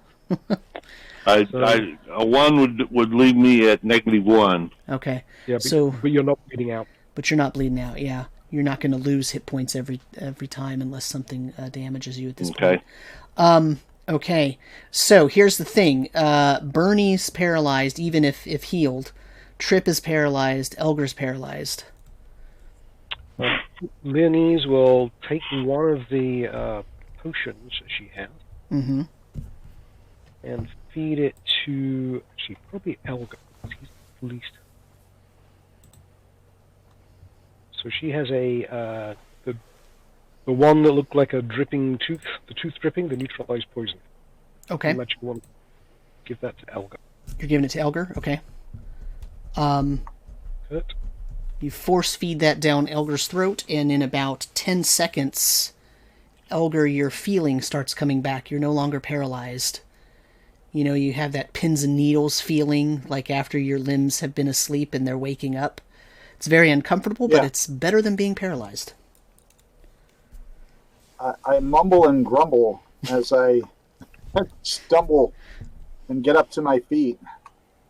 And so I have a very wounded Elgar in front of me. Bernie. Yes, you do. Now she's done that, Leonese will be having her bow ready looking for the other spiders. Are you going to fire it then? I'll wait until we're kind of more of a group before I start antagonizing any of them. Okay. But I'll be ready in case they move forward. How tall is the throne? The throne is about 7 feet tall. The back of it's about 7 feet tall. How about the seat? Seat's just about 3 feet tall. All right. Would I be able to stand on top of the back, or is it really narrow? It's made of stone. But how thick is it? It's at least 2-3 inches thick, so you could probably stand there.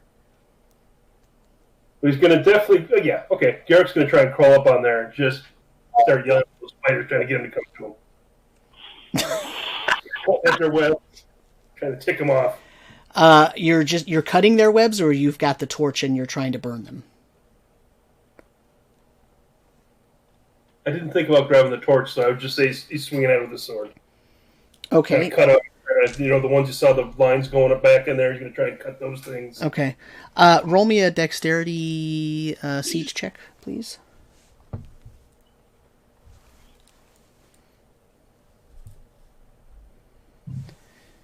Meanwhile, what are Gil and Elgar doing? Go ahead, Gil.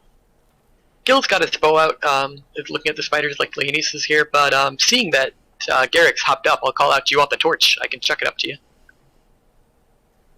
Well, I rolled a 7 non-prime, so let's see if I fall on my butt Fair. You climb up there, but you're unable to balance yourself enough to really, swing and do damage to those webs other than just wild. Your arms are swinging wildly. And when Gil hands up the torch, you will grab it for the next round or whatever. Well, thank you. Flailing wildly, now with the torch in the other hand. Okay. What could possibly What could go wrong? Okay. So Elgar is going to cast remove paralysis on Trip. Okay. To get him back up. And with that, I made a Constitution check because it's a 2nd level spell, and I made it. Okay. Otherwise, I would have lost double my mana for that spell. Okay. Okay, so that was on Trip. So Trip, very similar to what you just heard me describe about Elgar, you start getting your feeling back in about 10 seconds, but it's very tingly, pins and needles, not immediate, but you can tell that everything's coming back. And after about a minute or so, it's all fully back so that you can move around and do what you need to do. Excellent. So what's everyone doing? So, Garrick, are you going to try to burn those webs now?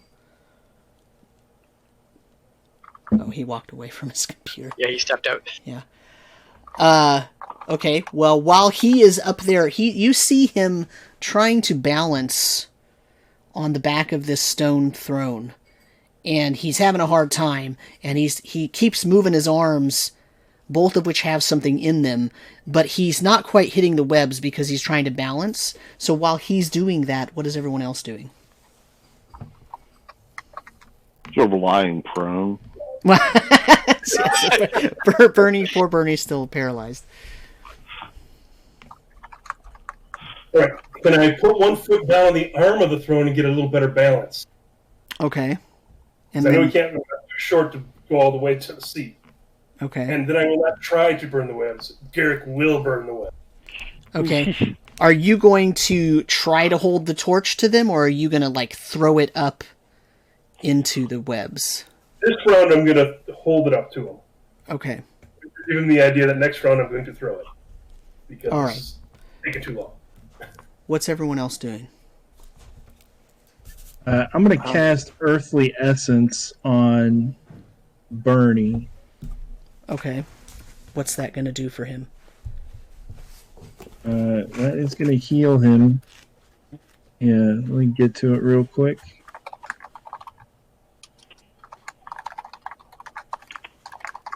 Stepping into the primeval world of the dungeon earthen room that we're in. I'm going to lay one hand on the earth and one hand on Bernie's chest, one small little gnome hand, and cast my earthly essence. He's going to heal 1d8 of hit points. So let's see. Does the bless help for this too, or no? No. I rolled a 5, so you get 5 hit points back. And when you flutter your eyes, flutter open and look at me, my little face is going to be right above yours, and I'm going to be like, "You must stay in this dungeon for a day, or you will lose the benefits of the earth." His eyes don't flutter open because he's paralyzed. Oh well, I'm gonna. They were already open because he's go. paralyzed. But he's going to gain 5 hit points and a +1 to any non-combat related actions in the natural environment. Okay. All right. So those spiders are just kind of hanging around over in the corner somewhere. They're moving around doing something, but you really don't have a very good view of them because they're under the kind of canopy lower portion of all the webs. So you're not really sure what they're doing. Don't like that. They're not attacking, but they are moving. So I'm going to drag Bernie over to the entrance that we came into, just so that way, you know, if we have to get out of here quick or just a little bit more protection, hopefully, and I will put him on the steps or whatever we have there, the hallway, and I will stand over him or, in front of him, so that way nothing can... I don't want him to be bait. So... Okay. Oh. I'm defending him. Okay. Leonese will shoot an arrow at ones you can see moving around. Okay. Go ahead and roll the attack roll. That is that's going to be a 19. It's a 9 on the die, which is 10 plus... Nope, that's going to miss that. 30. Yeah, that misses. Trip, what are you... Oh, Trip, you just cast that. Gil, what are you doing this round? Gil will take a shot at the other spider that's hanging around. Okay. Which one? The one... there's sort of one to the north and one to the south in the corners. I'll shoot at the one to the south. Okay. I will put them back on here so you can kind of see them. They're not really all that visible to you. Do we still have Bless going? Yes, still going. So that'll be a 15 total. Okay, that hits. 5 points of damage. Okay. Hey, your archer's coming alive, everybody. Yeah, Nice. doing things. Let me go. And Garrick, I need you to make me a dexterity saving throw.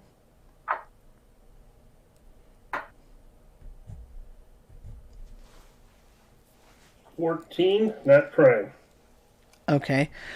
You're not quite able to stably hold that torch up long enough to catch the... Okay. Then I drop it. Because I heard the twang of a bow, the squeal of a spider. Was it to the south he shot it at? So I wouldn't have seen the arrow? Yeah. Yep, exactly. And I'm going to jump off this and go for the one to the north. That's enough of this. Swinging a stupid thing around. This is ridiculous. But now you're over to the south just swinging your sword around because you can't really reach the spider anyway. I like Garrick.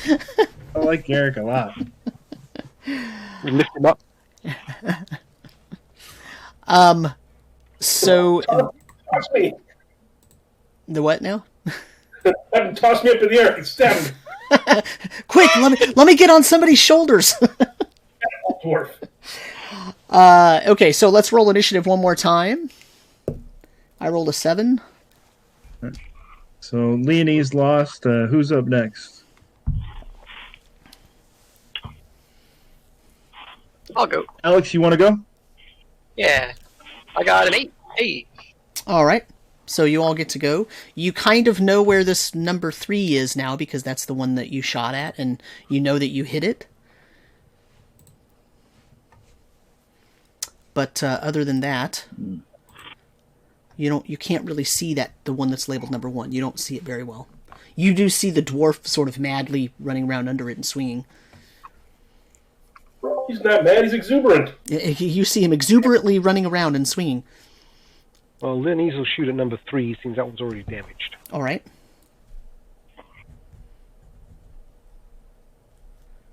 Oh, man, that's another 13. That is another miss. Trip, Gil, Elgar, Garrick. Gil will take another shot at number 3. We hit it once. I'm sure we can do it again. No, we can't. That's a 2 on the die. Okay. Trip, Elgar, Garrick. Trip is... I've done everything I can for Bernie, I think, at this point. So I'm going to draw my short bow and fire at the spider everybody's shooting at. Okay. That's an 18 on the dice. That It's hits. going to be a 19 total. Okay. Plus the bless. For 5 points of damage. All right. Has another arrow sticking into it, but still not down. Elgar and Garrick.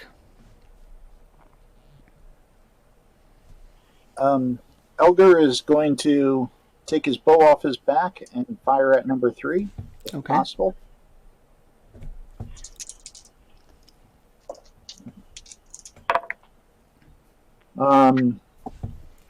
AC 18 for 4 points of damage. All right. Garrick. So, I can't reach it with my sword. I have a spear. Is that long enough for me to stab it? Probably. Okay. He looks at the sword, looks over his shoulder, drops that sword, pulls out the spear, and just starts stabbing. All right. Roll me an attack roll. Come here.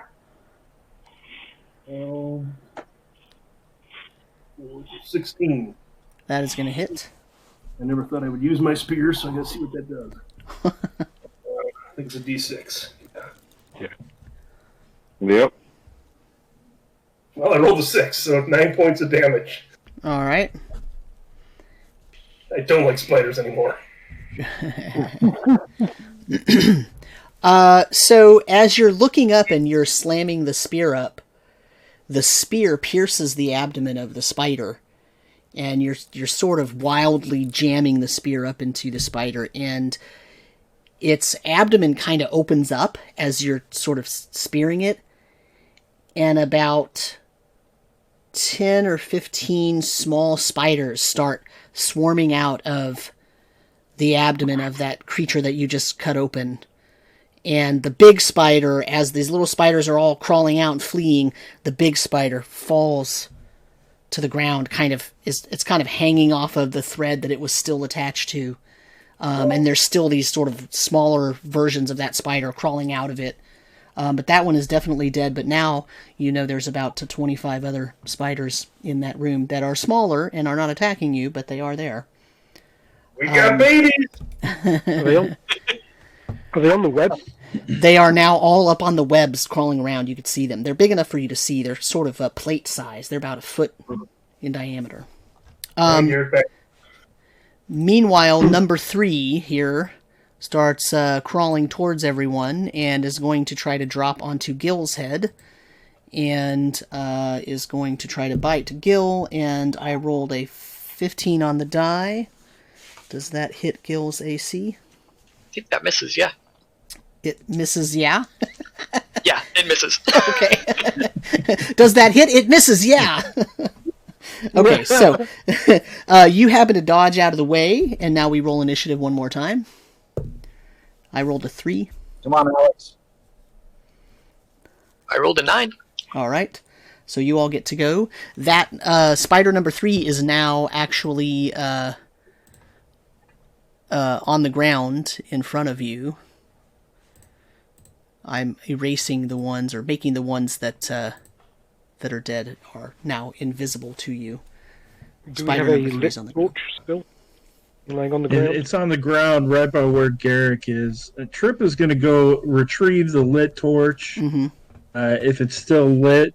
Okay. And are the webs coming down the wall far enough that I can reach them and light them on fire underneath where the babies are? How tall are you? I am You're gnome, right? 3'5". Yeah. They're probably too tall for you. You can't reach them. We're a party of smalls. So, are the baby spiders an actual threat, or are they disappearing? You know, like They're a threat if they fall on you. Elgar, do you want a pet? so. That's a question for Samuel, though. Are they? Has Elgar had occasion to encounter enormous spiders in the past? No, Then Elgar has but I did hear no a idea. Garrick. You heard a warning from Garrick? Yeah. I mean, Elgar has no basis on which to decide whether those are a threat. They have run away, they're in the webs, but that doesn't mean they won't attack you if they get the chance. Let's put it that way. All right. All right. So Cool. can Trip change his action since he sees that he is not tall enough to reach the webs, or no? No, you can. All right. Since I already have my bow drawn, I'm going to dip a flame, an arrow, into the torchlight that's laying on the ground, and wait to see if it can catch an ember, and then shoot it in the arrows. Did you coat your arrow with any kind of grease or anything? I did not. It is just wood. Okay. Your So arrow. I might have to sit there for a minute. Your arrow is not. It's if it catches on fire, it's going to take more than one round if you haven't done anything special to it. All right. That's what I'll be doing. Okay. Leonice, Gil, Elgar, Garrick. Well, Leonice will pick up the torch and will try and light the web. She is 5'6". Okay. You can probably walk to one of the corners and reach up far enough to light them on fire. That's what I'll do. Okay. All right, that's going to take you the round. Gil, Elgar, Garrick. Gil, can I take a step back and shoot without getting swung at? No. If you want to disengage, that will take your turn. Oh, that's okay. I'll do that. I'll disengage then, yeah. Okay. It's too far for Garrick to attack, so he's just going to get up in its face and just Okay. scream at it. Elgar, anything this turn? I still have my bow out, so I will take a shot, Okay. and I will miss with a 7. Okay. Initiative for this round. I rolled a 6. You didn't go that round. I rolled a 5 or a 9 even, but yeah, I don't think you went with the spider. Oh. Did you? I guess I didn't because they went on the ground last round. Okay, so number 3 is going to attack Garrick, and my luck has turned. That is a 6 on the die, so I'm pretty sure that misses. You notice that the smaller ones up above have stopped moving. But who rolled initiative last time? Alex.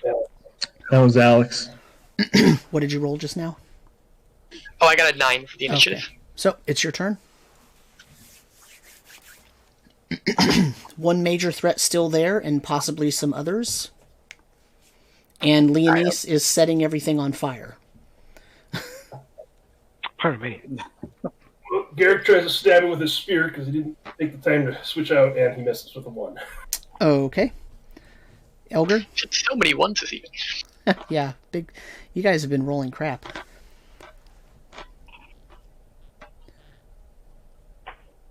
We got Elgar, Gil, Trip. Elgar will drop his bow and draw his sword to Okay. attack.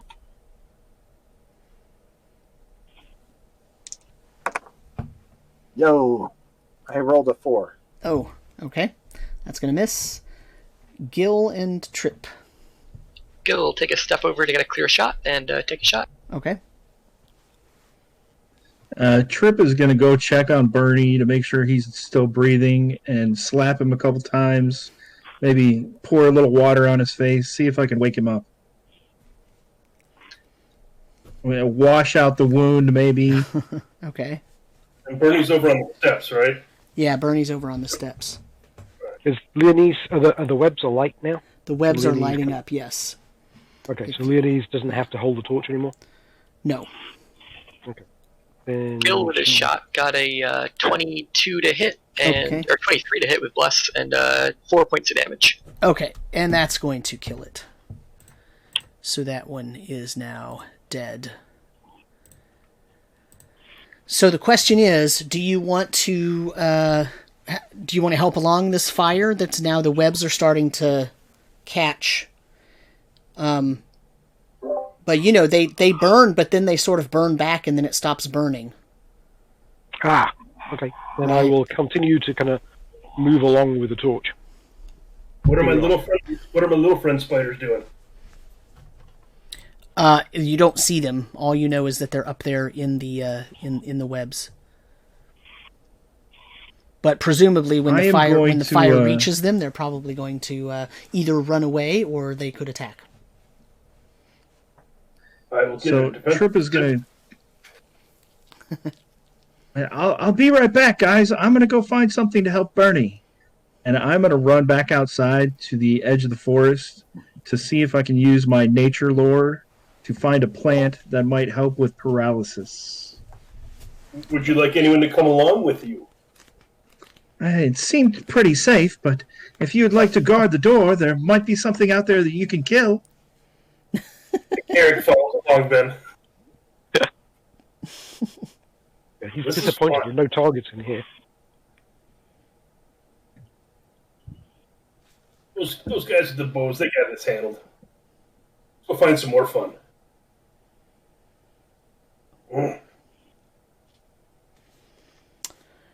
Give me 1 second. I'll get Bernie back over near the door.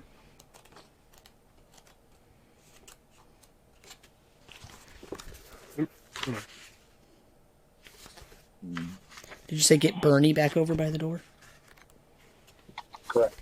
Yeah.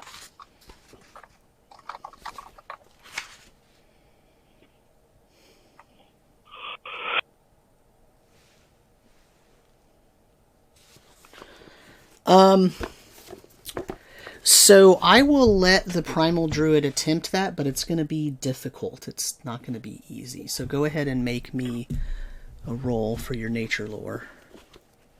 So, Primal Druid may freely identify plants and animals with perfect accuracy in an environment they are familiar with. A successful wisdom check is required to use this ability. Is the bless? Oh, the bless doesn't count for that, does it? Correct. Only attack, right? So that is going to be a 14 on the dice. With the wisdom bonus is a 16 total. Primary. That's prime. Okay. You can find some herbs and plants that you might be able to make into some sort of a salve or poultice, but you'll probably have to heat that up and boil it and mush it together and all that. So that's going to take you, more than a few minutes. It's probably going to take you an hour. Okay. Yeah. I mean, as long as he's still paralyzed, I'll still work on it. I mean, we don't want to carry him. Yeah, he's still paralyzed. The question is, what is everybody else doing? Are you going to camp? Are you going to keep investigating? What are you going to do? We wait for a trip. The webs burn. If you're continuing to hold the fire to them, they are still burning. Okay. Yeah, I'll continue to hold. Okay. Derek wants to check the spider corpses to see if there's like fangs or anything that he can collect as a trophy. Nice. Retrieve his sword. What is it that you want to collect? Something to put like on a chain. Or leather necklace. Yeah, I mean, it'll take a few minutes to get those out, and I will need a dexterity siege check from you to make sure you don't accidentally poison yourself. Oh, I might actually pass this one. You say dexterity? Yes. I actually get a 20 non-prime. Okay. Hit or miss. Ones or 20s? You can spend several minutes, like maybe 15 per fang that you want to pull out. I just want one. Okay. Well, the little Domi dude there, Morning Strewn there, is doing his thing. Okay. Leonise, you're starting to I made a little campfire. Okay, outside. Is anybody outside with Trip? No, I came inside, Okay. grabbed a few pieces of wood, and made a little campfire right at the base of the stairs. Okay. All right. Leonise, you're getting closer to the spiders. Okay. But the web's not kind of igniting and going? It's not. It burns and it burns back, and then it kind of goes out. It doesn't ever really turn into a sort of blazing inferno. But we now have a nice big hole. Can I see the spiders? Yeah, you can see them. They're all up in the corners, up over here. I'll draw it on here. They're sort of up here, sitting kind of in a little pocket of thick web. All right, I'll get closer to them. Keep on burning the web. Okay. Squirt them with some oil. Ah. If anyone has any oil handy, I'll light an arrow. I just don't have. That out as he's working on his spider fang.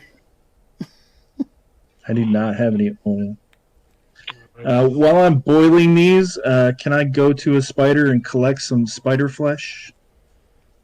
Yeah, you can go one to of my spell components. You can go to one of the downed spiders. Yes. I will collect some bits of flesh to dry out and use as a spell component. Okay. So does someone have oil? Are you going to try to douse the spiders in grease? Yeah, I don't have. Garrett doesn't have any oil. Yeah, I don't know if we have any oil to use. Darn. Yeah, I don't care. It was a good thought, though. Hey, Okay. once I can purchase a backpack, I'll have some. Had enough money to buy it, he just couldn't carry it because he's weak. This thing's strong. But the small backpack's like 95 gold, and you only get a max of 100. It's like, what? Yeah. Leonise, you feel as though if you get much closer to those spiders, they're probably going to swarm you. Like they're starting to sort of become more active now that the fire's moving a little closer. They're getting agitated. Got it. What's Elgar doing? All right, I'll back off. I'll go join the rest. Keep it. Elgar is looking over Bernie. Just making sure nothing gets to him. Okay. So let's take a real quick 5-minute break, and I really mean a 5-minute break. I know sometimes we end up taking a 10-minute break. Let's take a 5-minute break because we're actually going to end around 10:30 anyway. So we're past the midpoint. So I do want to take a break, but I wanted to get mostly out of that combat. So what's happening right now is Leonise is kind of backing off. The majority of the webs on this half of the room that you're in have been burnt back, but you know that there's about 25 young spiders up there that have not attacked yet. Bernie is still paralyzed. Trip is making some sort of poultice to maybe help him. The rest of you are kind of standing guard. So let's take a break at that point, and we'll be back in about 5 minutes. Okay. Sounds good.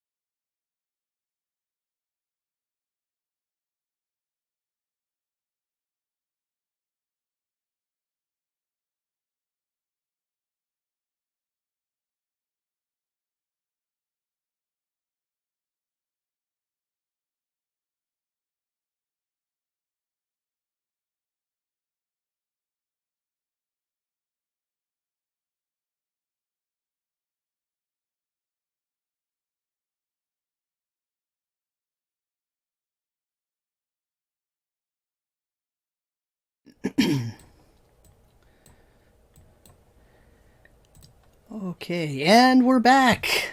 Woo. Okay, so, now, where we last left our heroes, one of them was down. One of them was trying to make a poultice to cure the one that was down. One of them is swinging at the sky wildly with a sword or spear or something. One of them is lighting a bunch of webs on fire and notices that the remaining spiders are getting a little touchy. One of them is lamenting the fact that he's an archer and apparently can't hit except once out of every 10 times. I don't know, something like that. How many ones did you all roll? Jesus. I rolled 2 by myself. Horrible. Yeah. We had quite a lot of ones. A lot of ones. And I was rolling 19s, so, you know, that was part of that. So what is everybody doing then? How are you going to resolve this? Well, once Garrett gets his little fang, he's going to see if Leonise is done with that torch. Then he's going to go check out that south corridor. Unless anyone stops him. Yeah, well, Leonise will... she's moved away from lighting, so... if you want to head, then she will come with you to have a look down the corridor. This is much more satisfying than swinging at grass and trees. But Leonise will warn everybody those spiders are a little agitated, so keep an eye on them. Oh, and Leonise, Garrick is covered in spider goo and it's not even making an attempt to take it off. Yeah. You know, she kind of likes the rugged outdoor type. Just add to the war paint, right? Yeah, exactly. Yeah, Trip, who keeps his clothes meticulously clean, is very upset by that. Elgar will mention. It's a little too fancy. Elgar will mention that he could quickly dispatch those spiders, but then he would have to rest for the rest of the day. I'll take care of those and we need to worry about it. Don't worry about it right now. They're fine. That's what I thought. They're not worth it yet. But I am growing impatient waiting down here. You know, for this guy. And I kind of like, you know, my foot to the side, you know, just to, you know, come on. Well, you're a tough guy. What's going on here?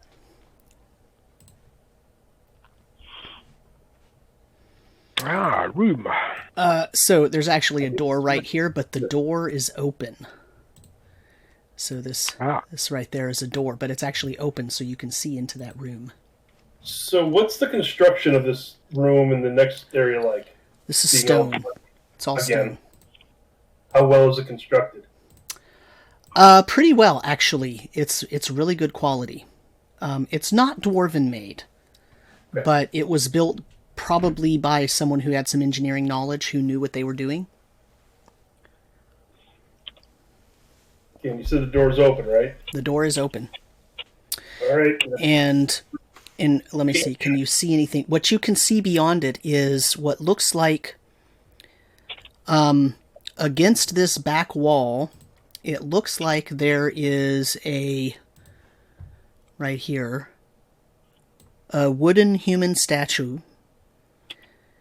and it's holding something in its hand, and then in front of it is a small carpet.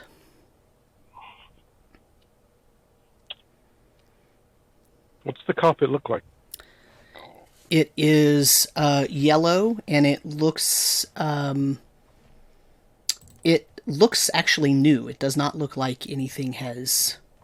It looks sort of more ceremonial, as though it was decorative, but it has not been touched. At least from where you're standing, that's what you see. Okay, and the statue is... The statue looks like it's made of wood, and it's a human, and they have a goblet in their hand, but the goblet itself is metal. It's not wooden. Okay, Leonise will step to the doorway. What do you think? In the room. Should we go in, or we should check the other areas first? See how the group's ready. How about we have a check of the walls around. I suggest we go around the walls and not straight across at this point. Oh, Actually, yeah. you're a Excellent. dwarf. You're a dwarf, right? Yeah, dwarves, you know. Definitely a dwarf. I'm a dwarf's dwarf. Dwarf's dwarf. So Leonese will be checking the walls and as she kind of walks around. Mm-hmm. The idea. And Garrick will do the same on the other side. To about here. She doesn't want to get too close to the statue at this point. So you want to roll me a wisdom check?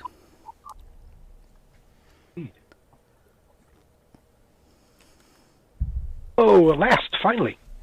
That is a 21 total, and it is secondary, but you know. Okay. Oh, and Please tell me you want Garrick to roll one too. it's actually 23 if I'm looking for spot hidden doors. Which Is what I was- that what you're checking for, though? I thought you were just sort of looking at the walls. What are you actually looking for? Oh no, sorry. The idea was to check for hidden doors. Okay. And what did Garrick get? A 21. I rolled a natural 20. Okay. It's not a Neither practical. neither one of you see any secret doors, but Leonise, before you get to where you are standing right now, you do see that behind the statue, where there's a spot where two sort of large bricks or blocks meet.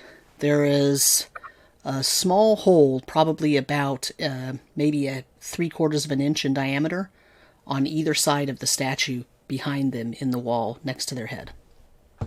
Oh, interesting. So she'll call out to Garrick. It's like, well, either it's an opening, something to open, or it's a trap, and something comes flying out. What do you say? I see a couple of holes on either side of the head of the statue in the wall. Do they look like they come straight out, or do they look like there's an angle on the holes? I'm not sure from here. How high are the holes at? You said it was like head height? The human statue, the wooden statue, is about 5'5" So giant. and the holes are next to its head. Could it shoot something out, or could it be gassy? I'd hate to get gassed. Have you ever been with a dwarf at dinner time in a dwarven family? So let's put the pause on that real quick. What's everyone else doing? We just disappeared. Yeah, Leonise and Garrick went to the room to the south, went through a door. What are Elgar, Gil, and Trip doing? I know Trip is working on making a poultice for Bernie. Trip is making the poultice. Okay. What's Gil Gil will doing? stand by this far passageway here on the west, and just keep an ear out. He might peer down. He's got a little bit of dark vision. He's a halfling, so he'll like kind of peer down a little bit, but not too far in. Yeah. So similarly to the south exit down there is a 10-foot passageway with a door in it, but the door in this case is closed. So I can sketch that in real quick if you want me to.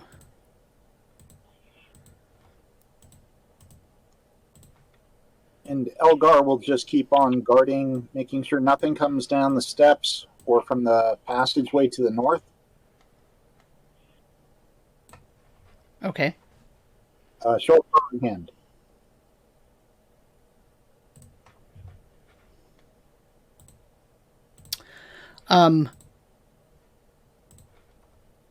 Trip, you feel like you've probably soaked those things and cooked those things as much as you can. It's been about 15 or 20 minutes, and so you'll probably spend the next 10 minutes sort of prepping those and trying to mix them in the right amounts and all that kind of stuff. I'm assuming you have a mortar and pestle with you to be able to crunch up some stuff and make some kind of gooey stuff. As a matter of fact, I don't, but I have a magic stone in the ground. Okay. So, all right. That sounds good. Okay. So, let's go back to the southern room then. What are Leonise and Garrick doing? So, your name's Leonise, right? Yeah. Have you really found all these structures that I hear Rick talking about? Because I chalked that all up to him just being exuberant and ridiculous. No. We found a lot of good stuff. Huh. All right. Well, Those holes are scary. And actually, You you got a big long stick, don't you? A big pole thing there? no, I have my staff, so I guess for you that would be a. Yeah, you guys, you tall people. Why don't you poke it with that? Or maybe poke the rug, and we'll stand back. Out of Yeah, it. I was going to say, Leonese was thinking the rug might be the trap center, so she will stand off to the side, kind of where she is, and as far away as she can get, and reach forward with her staff. And Garrick will lay that flat on the ground. And she will poke at the rug, try and move it. Okay. And Garrick will take his spear on the other side and put the spear tip underneath the rug. I'm gonna like to try and help him flip it up. Help her flip it up. I will need a dexterity saving throw from both of you.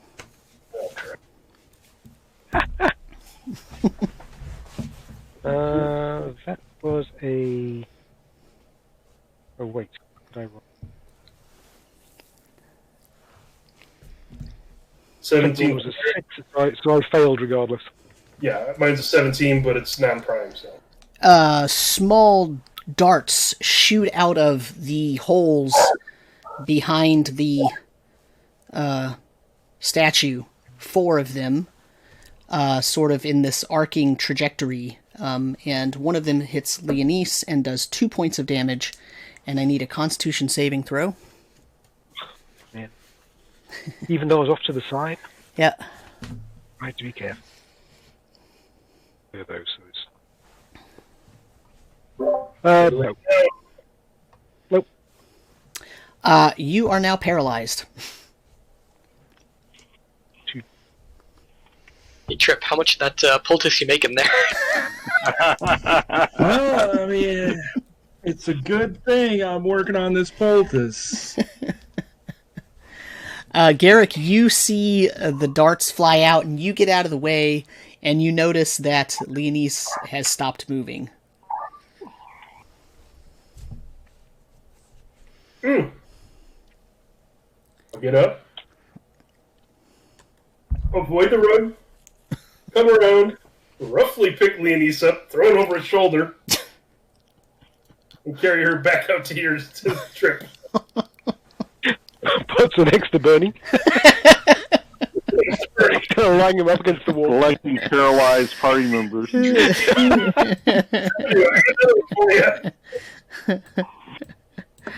All right. So when Garrett comes back out with Leonese tossed over his shoulder, Trip's going to be like, "What happened? Are there more spiders in there?" No. She was just a little clumsy. She doesn't have dwarven agility. The tall ones, they just Keep shoot it out, kind Leonese. of traps and everything. I don't know. It seems like it's their nature. So, she cut her. she has a dart sticking out of her.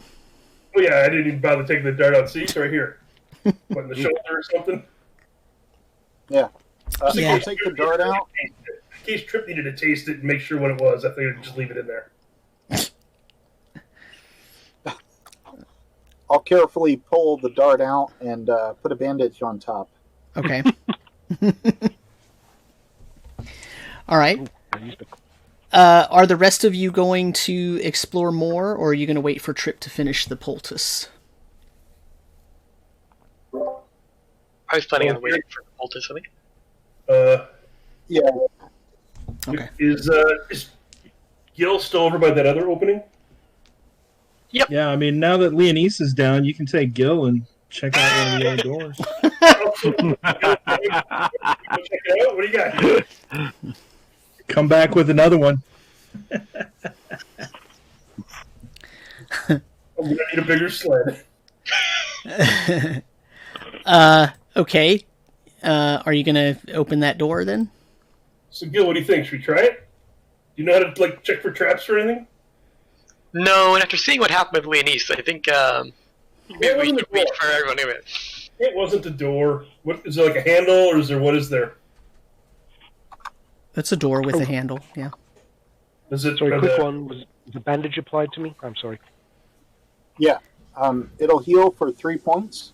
Oh, 3. Oh, I'm back up. Fuck, okay. Does it open in or out? Towards us or away from us? Towards you. Okay. I will end with the door and try and open it. Okay, it opens with no problem. Okay. And beyond it, you see another room that is similar to that lower room. It looks kind of like this.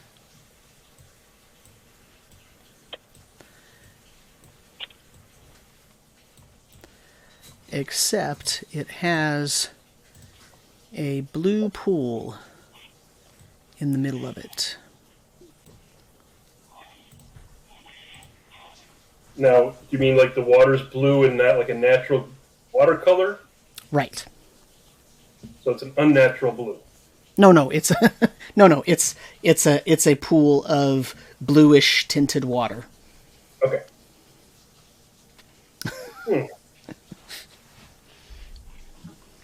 Is there any edges to it, or is it just like a sunken hole in the middle? It has a lip that's about maybe an inch above the floor of the room that goes all the way around. Is that lip made out of rock? Yes. So like mortar, or is it just plate stone, fitted stone? It's fitted in there. Okay. What do you think, Gil? Should we check it out, or should we go check out the other hallway? Yeah, we might as well check it out. We've opened the door now. Let's take a look. Here we go again. I opted for safety. All right. Win! At what point would you opt for safety? Very loose definition of safety, but sure. I mean, he did put himself on the floor, to be fair. So Yeah. while this is happening, Trip, your poultice is done, so you can start applying it to Leonese and Bernie. All right. I will apply it to both of them. If there's enough. Yeah, so, make me a wisdom siege check, please.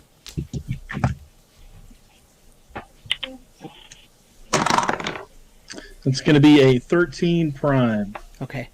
Yeah, you made enough that it'll actually treat both of them. So you can apply it liberally to their wounds. I will do so. Okay. Who's going into the room? Gil or Garrick or both?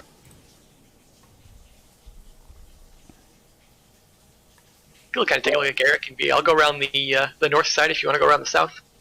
And Garrick definitely lets Gil go in first. What happened? What happened to Leonese? He'll sneak in and just kind of watch what Gil does. So both of you give me a wisdom siege check, please. Oh, God. I believe I got a 15 non-prime. I got an 11 non-prime. Okay. Neither one of you notice anything strange or odd about the walls at all. You don't find any secret doors.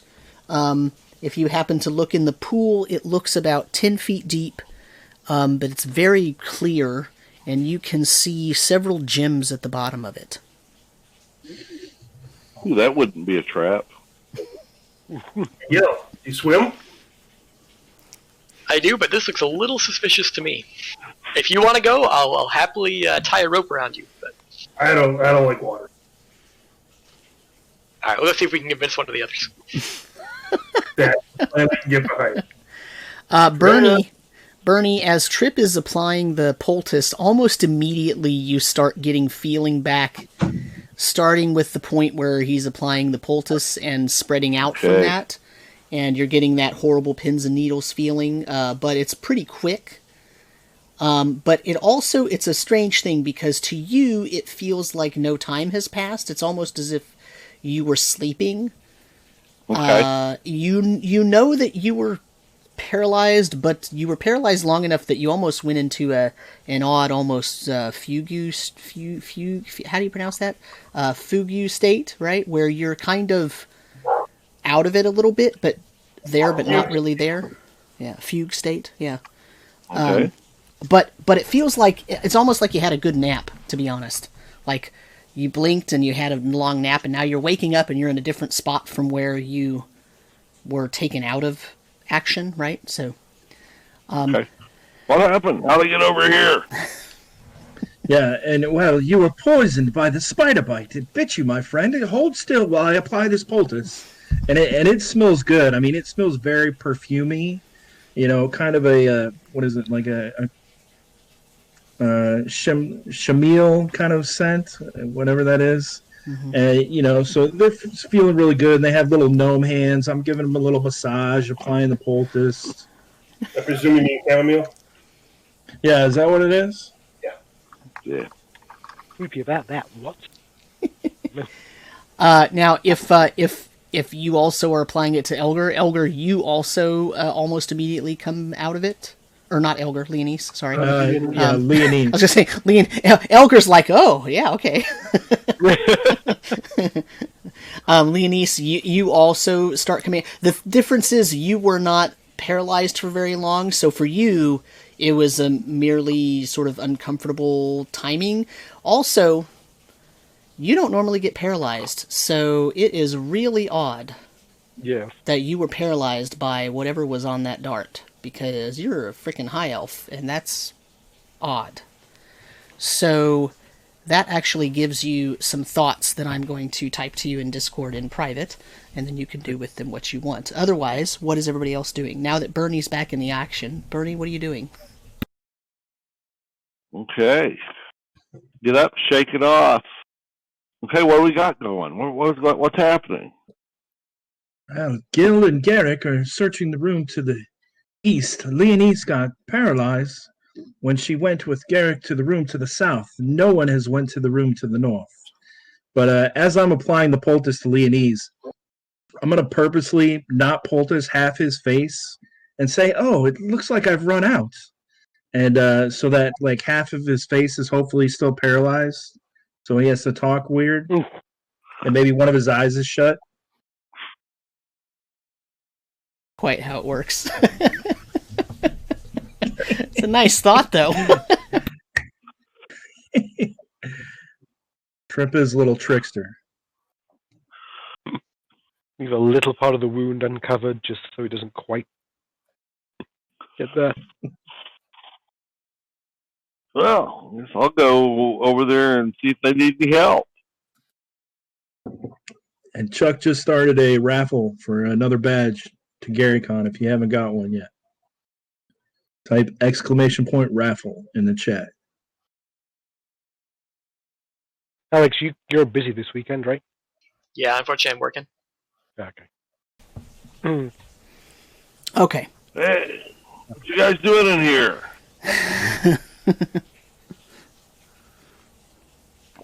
They're looking at a bunch of gems in the bottom of a nice swimming pool.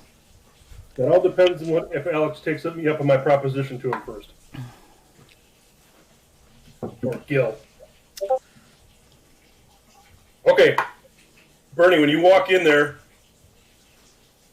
Okay. Garrett, with Gil slung over his shoulder, when walking out going, oh, you're up. We'll get another one down. And I'll walk him over to like Celine Easton, lay him down as if he's paralyzed. Gil is just laying stock still. Completely What paralyzed. happened now? Come on. How does Just jump out of the know. Get the know. How does everyone keep getting paralyzed? I don't know. But I'm going to go check out the north room. Noon want to go? Sure. The Leonese is You really going want to get those gems? every time somebody goes in a room with you, they get paralyzed. That's a good point. Got one more room to go. What are the spiders doing at this point? They are still crouched in that area up there where there's sort of a heavy layer of webbing, and they have not moved. Okay. Oh, whoops. That's not what I wanted. We have gems over there. So where's Gillian? I'm out in the main room next to where Leonise is laid down. Leonise is up, but Gilliam's laying next to my fire. Is there a third application of the poultice? There is. I was already so what I was going to do is I was going to check out this in the middle. It's a throne, you said? Yes. I'm going to give a little closer inspection of the throne and see if I can move it a little bit. If not, I'll help Trip with it.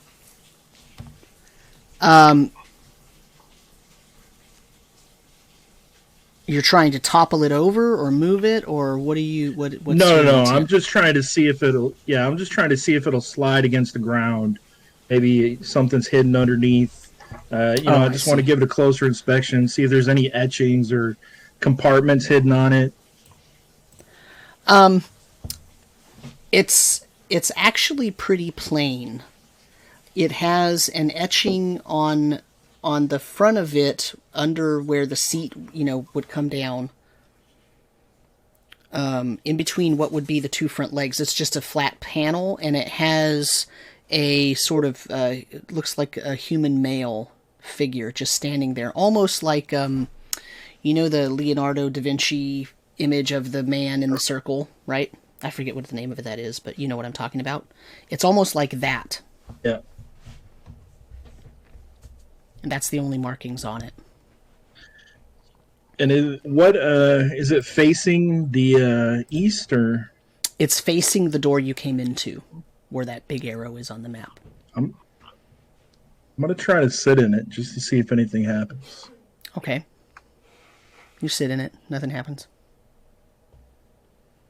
All right, I'm going to go apply poultice to Gil. Right before you actually apply the poultice, Gil will kind of jump out and go, "Boo!" and then start laughing to himself and wander over to the front door. Or the north car door. Yeah, I need to make a reflex. I need to make a reflex check. Make a dexterity saving throw. Yeah, make a dexterity saving throw. I got an 11. Is that prime? You're not dex prime, right? It is secondary. Okay. No, it's secondary. Roll me an attack roll.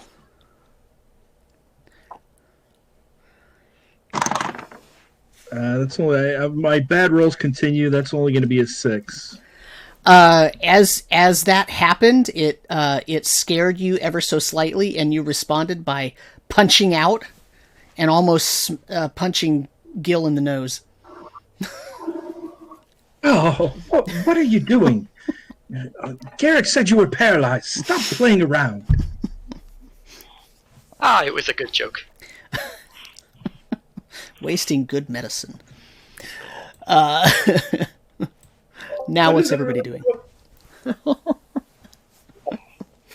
What are the odds another person's going to get paralyzed? Come on. Hey, we got another room. We can get another person or two paralyzed. Possibility. Okay, so what are you doing? Oh, you know what? I didn't draw a door here, but there's actually a door here. But it, like the other side, it's open. So there's actually a door here. But it's open. So Leonise is like, mind the carpet. Okay. I want a trip to go try it out. There's a carpet in this one too. I'm assuming that's what.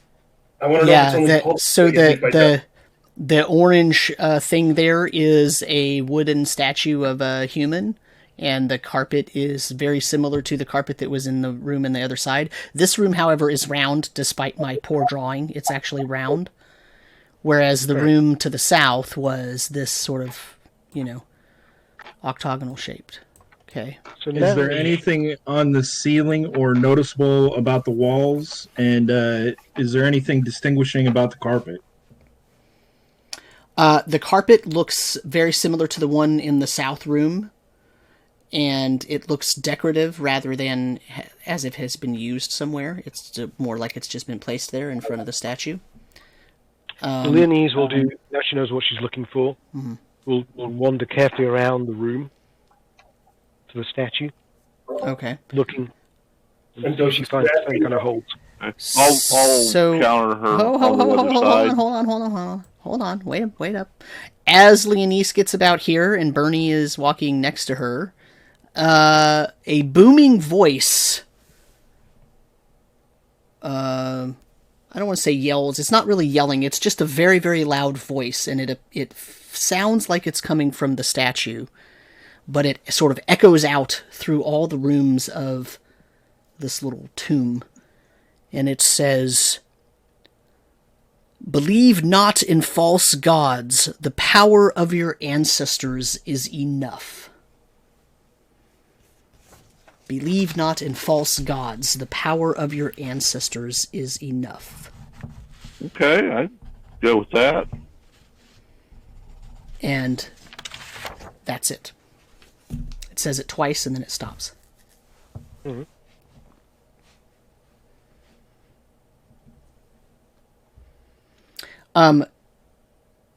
Trip was Leonese is looking at the ceiling and the walls. Do you want to give me a wisdom siege check? That's a 12 prime, and this dice is gone. I'm using Elgar. Dice is in Dice Journal. So you notice that the walls here are a little rougher than the walls in the main room. The walls in the main room, you remember, I didn't draw them curved, but they're kind of curved on the corners. And that's a very smooth, very well portioned curve that has been sort of shined down to a smooth surface. This circle is not as sort of what's the word? It's not as refined, let's say. Gary, can you tell if your ancestors constructed this underground chamber? Oh, I'm certain they didn't do this one. Does anyone know if any of the current religions or belief systems or cults have that as their saying?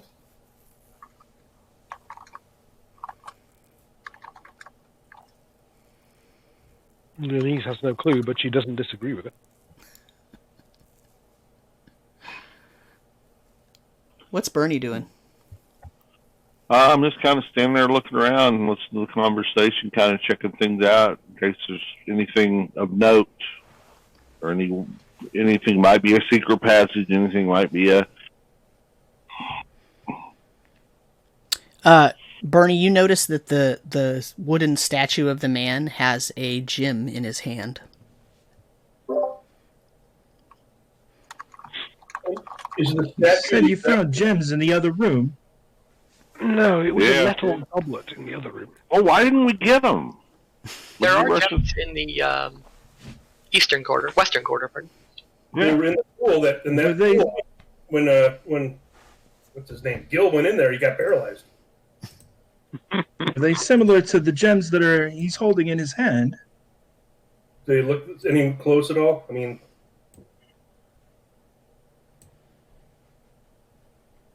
Say it. Do they look Yeah. close to what? does it look like any one of the gems that was in the bottom of the pool? Well, you didn't get close enough to notice anything about those gems. All you know is they're gems. The question I have then is, does this statue look like the same as the other statue, or are there differences? It's the same other than what is being held in the hand. Oh, Yeah, after what happened to Leonese, I figured we wouldn't go into the pool alone. So Leonese was working her way around the wall. Did she get to the statue? Does she see the holes in the wall? No. Oh, okay.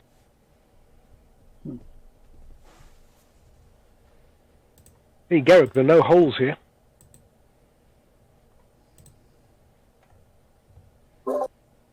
Well, then you should definitely pull this carpet as well while we stand back here and watch you.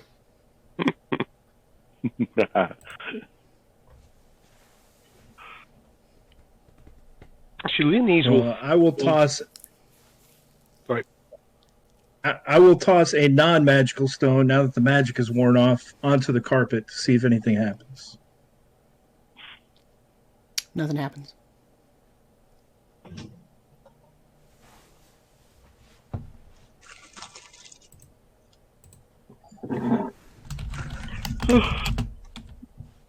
What was your plan, Leonese? Oh, I was going to shoot an arrow at the carpet.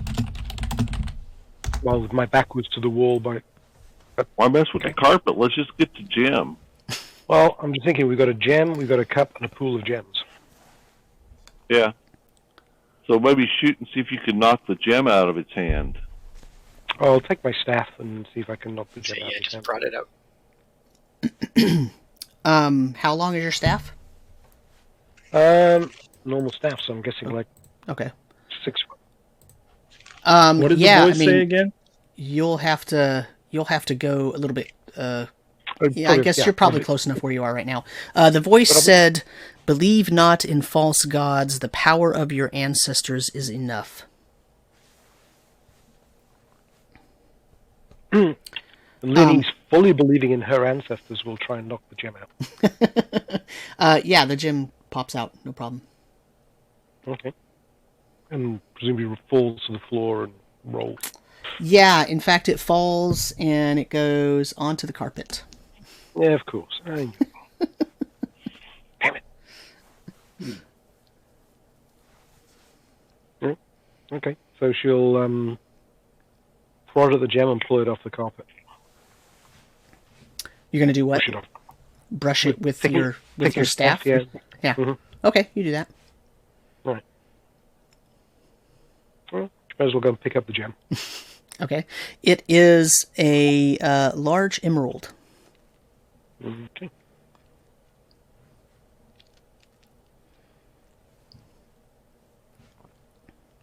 As you pick it up, the voice booms out again.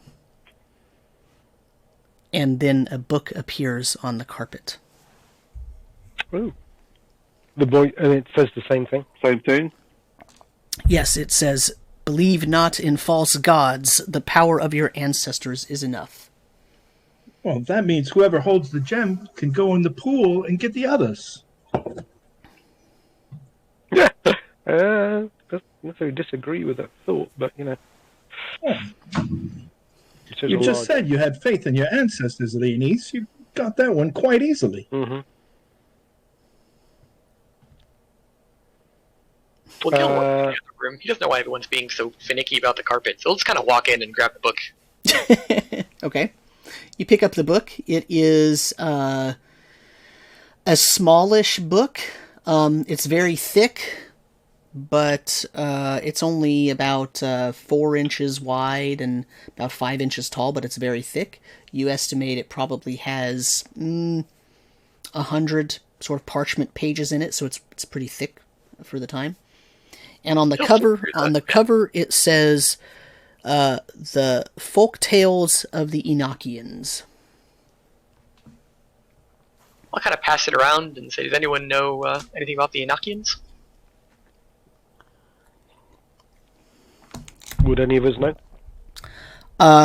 That's a good question. You can roll me an intelligence check.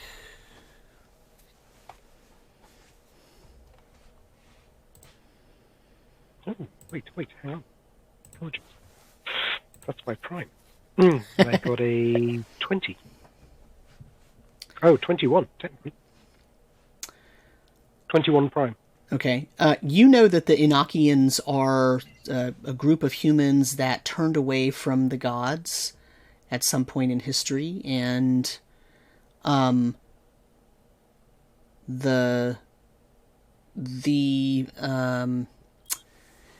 deep history of that is that the Enochians fully believe in the power of their ancestors, but other groups of people, probably including the elves, know or suspect that the events that caused the Enochians to turn against the gods were because of some trickster gods. Either Narrheit or Orndol, or maybe some combination of everything. You're not really sure, because, the elves actually don't really care about the humans. But you have heard it because that's an entire group of people throughout history in Erd that do not actually worship the gods in the same way that the other groups of humans do. Okay. So I will explain to everybody my knowledge. With a little scorn, because they are human. Oh, these folk tales again, If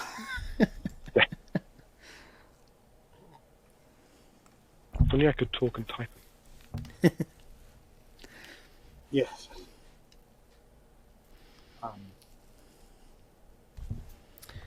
So. Interesting. So we have a book and we have a gem.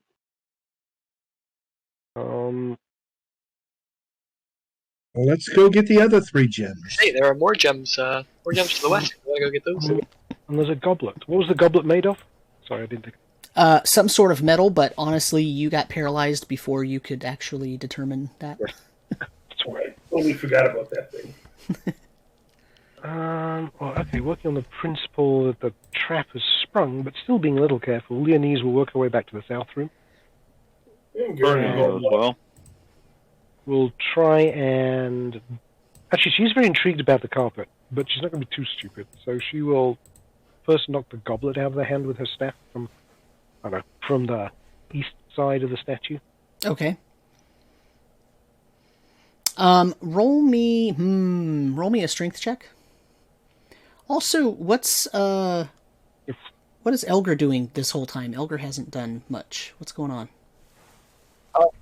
He's just been watching from behind, and he's going to watch Leonese here real quick yet, and then he'll head south with the rest of them.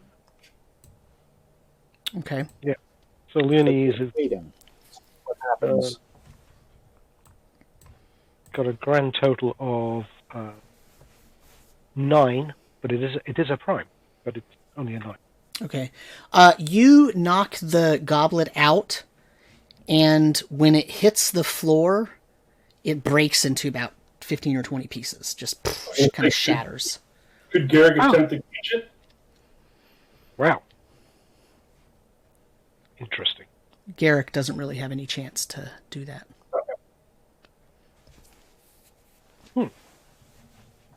So, oh well. Also metal.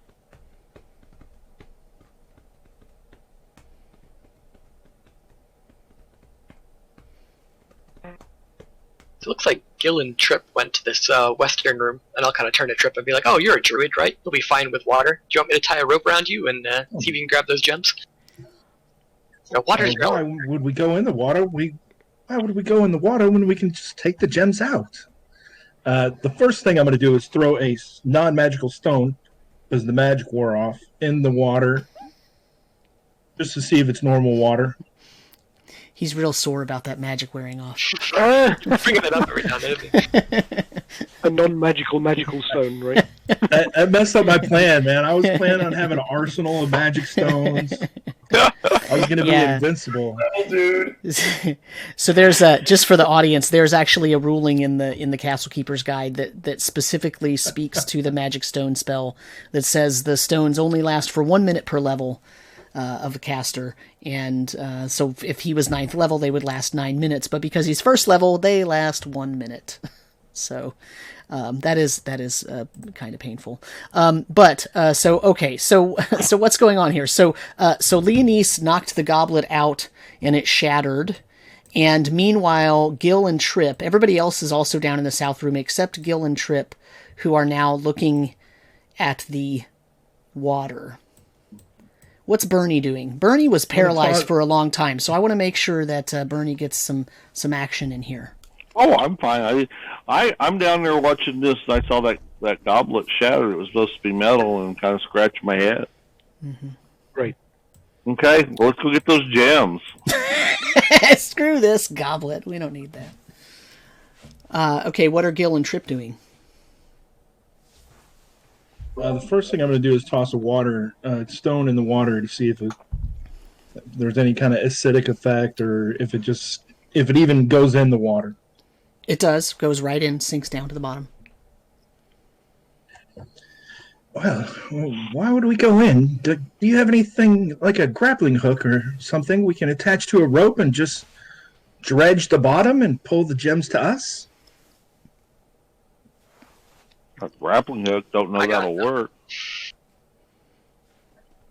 I don't think I have anything that'll work with that. When the rock went in the water, can I see the rock in the water now? Yeah, it went down and it landed between a couple of gems that looked to be sort of a light bluish color. Well, I'll pull off my backpack and get you a grappling hook. Yeah, so I mean, I'll just hook up a grappling hook to the water and just try to drag one of the gems out with the hook. See if I can hook it. Okay. In between the hook and in between a prong, and just kind of pull it. Mm-hmm. So you throw the grappling hook down there, and as you're trying to sort of fish the gem to get it closer to the side so you can kind of pull it up, a big claw comes out, sweeps into the pool, and cuts the rope. So now the head of the grappling hook is down there, and the claw retracts. Is it a mechanical claw or a water claw, or? It looks like the claw of a big crab. Aha. And that's why we don't go in the water. Came out. Yeah, right. But it kind of came out the wall of the pool, I guess. Yeah, kind of the bottom. The bottom, it turns out, it's almost like an optical illusion, but you can't see any breaks between the edges of the pool and the floor. But apparently there are, because the crab claw swept out and cut the rope and pulled back in. And so here's the thing: we're going to finish this up because we're going to do our sort of a wrap up discussion here. So the question is, do you actually want to tangle with this crab right now?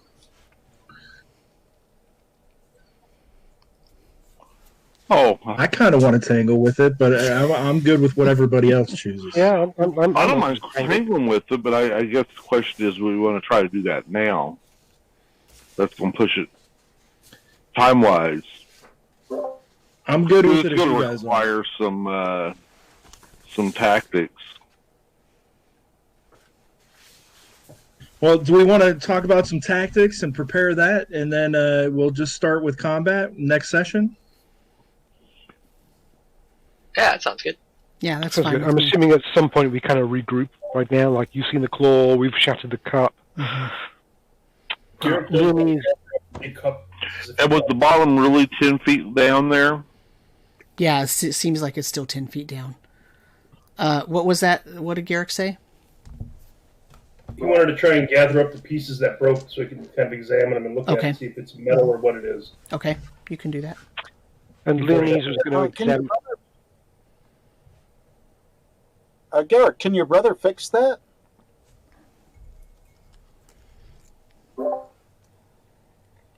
How would I know? He's on walls. He's your brother. Well, that's what my parents tell me. So, just any dwarf you've ever met. And you talk to him.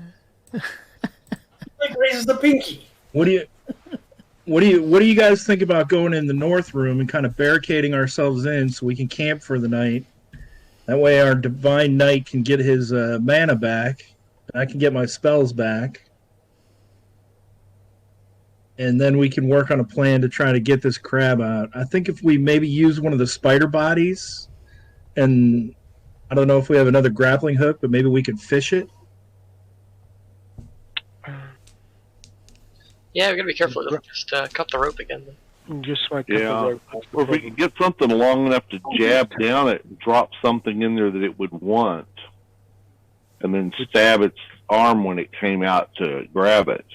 Which could be a spider body. What if we drop Yeah. all 3 spider bodies in there, and it thinks it's got to come out and protect its home, comes out and attacks them, and then we'll just all stab it from above. No, I'm all for that, except it's underwater. So, well, And it's 10 feet down. That's a ways to be stabbed. that's going to be a long. That's going to be tough to stab. That's the problem. We almost kind of need to entice it out a little bit. Yeah. Or like I said, we Yeah. need to make some long staves or something, because it's 10 feet down there. We don't have any weapons that long. Well, we got a whole forest right outside the door. We Yes, could go we do. make 15-foot spears. Yep, we sure could. Mhm. There you go. That sounds like a plan. So we could spend some time, create some long spears, drop some spiders down there to bring it out and try and stab it. Yeah. I mean, if we make 6 spears and we try and stab with 6 spears, somebody's going to hit, and that might aggravate it to come out. Or at least stop it from going back in, yeah. Or go fishing with baby spiders. That's another thing we could do. Yeah, I don't know if I want to release like 20 plus baby spiders. Yeah. I mean, if you could find a way to like incinerate them all, that would be great. Aren't you? Maybe you just sell like a nice big bonfire under the web and light that. That's not a bad idea, too. Yeah, I think that'll all run out then. So you don't want to be the person lighting the fire. As long as you go light the fire, that's fine by me. But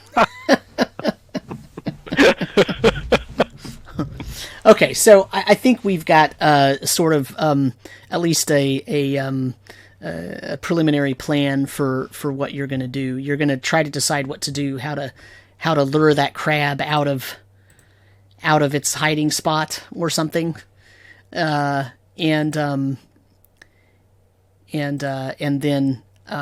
you're gonna.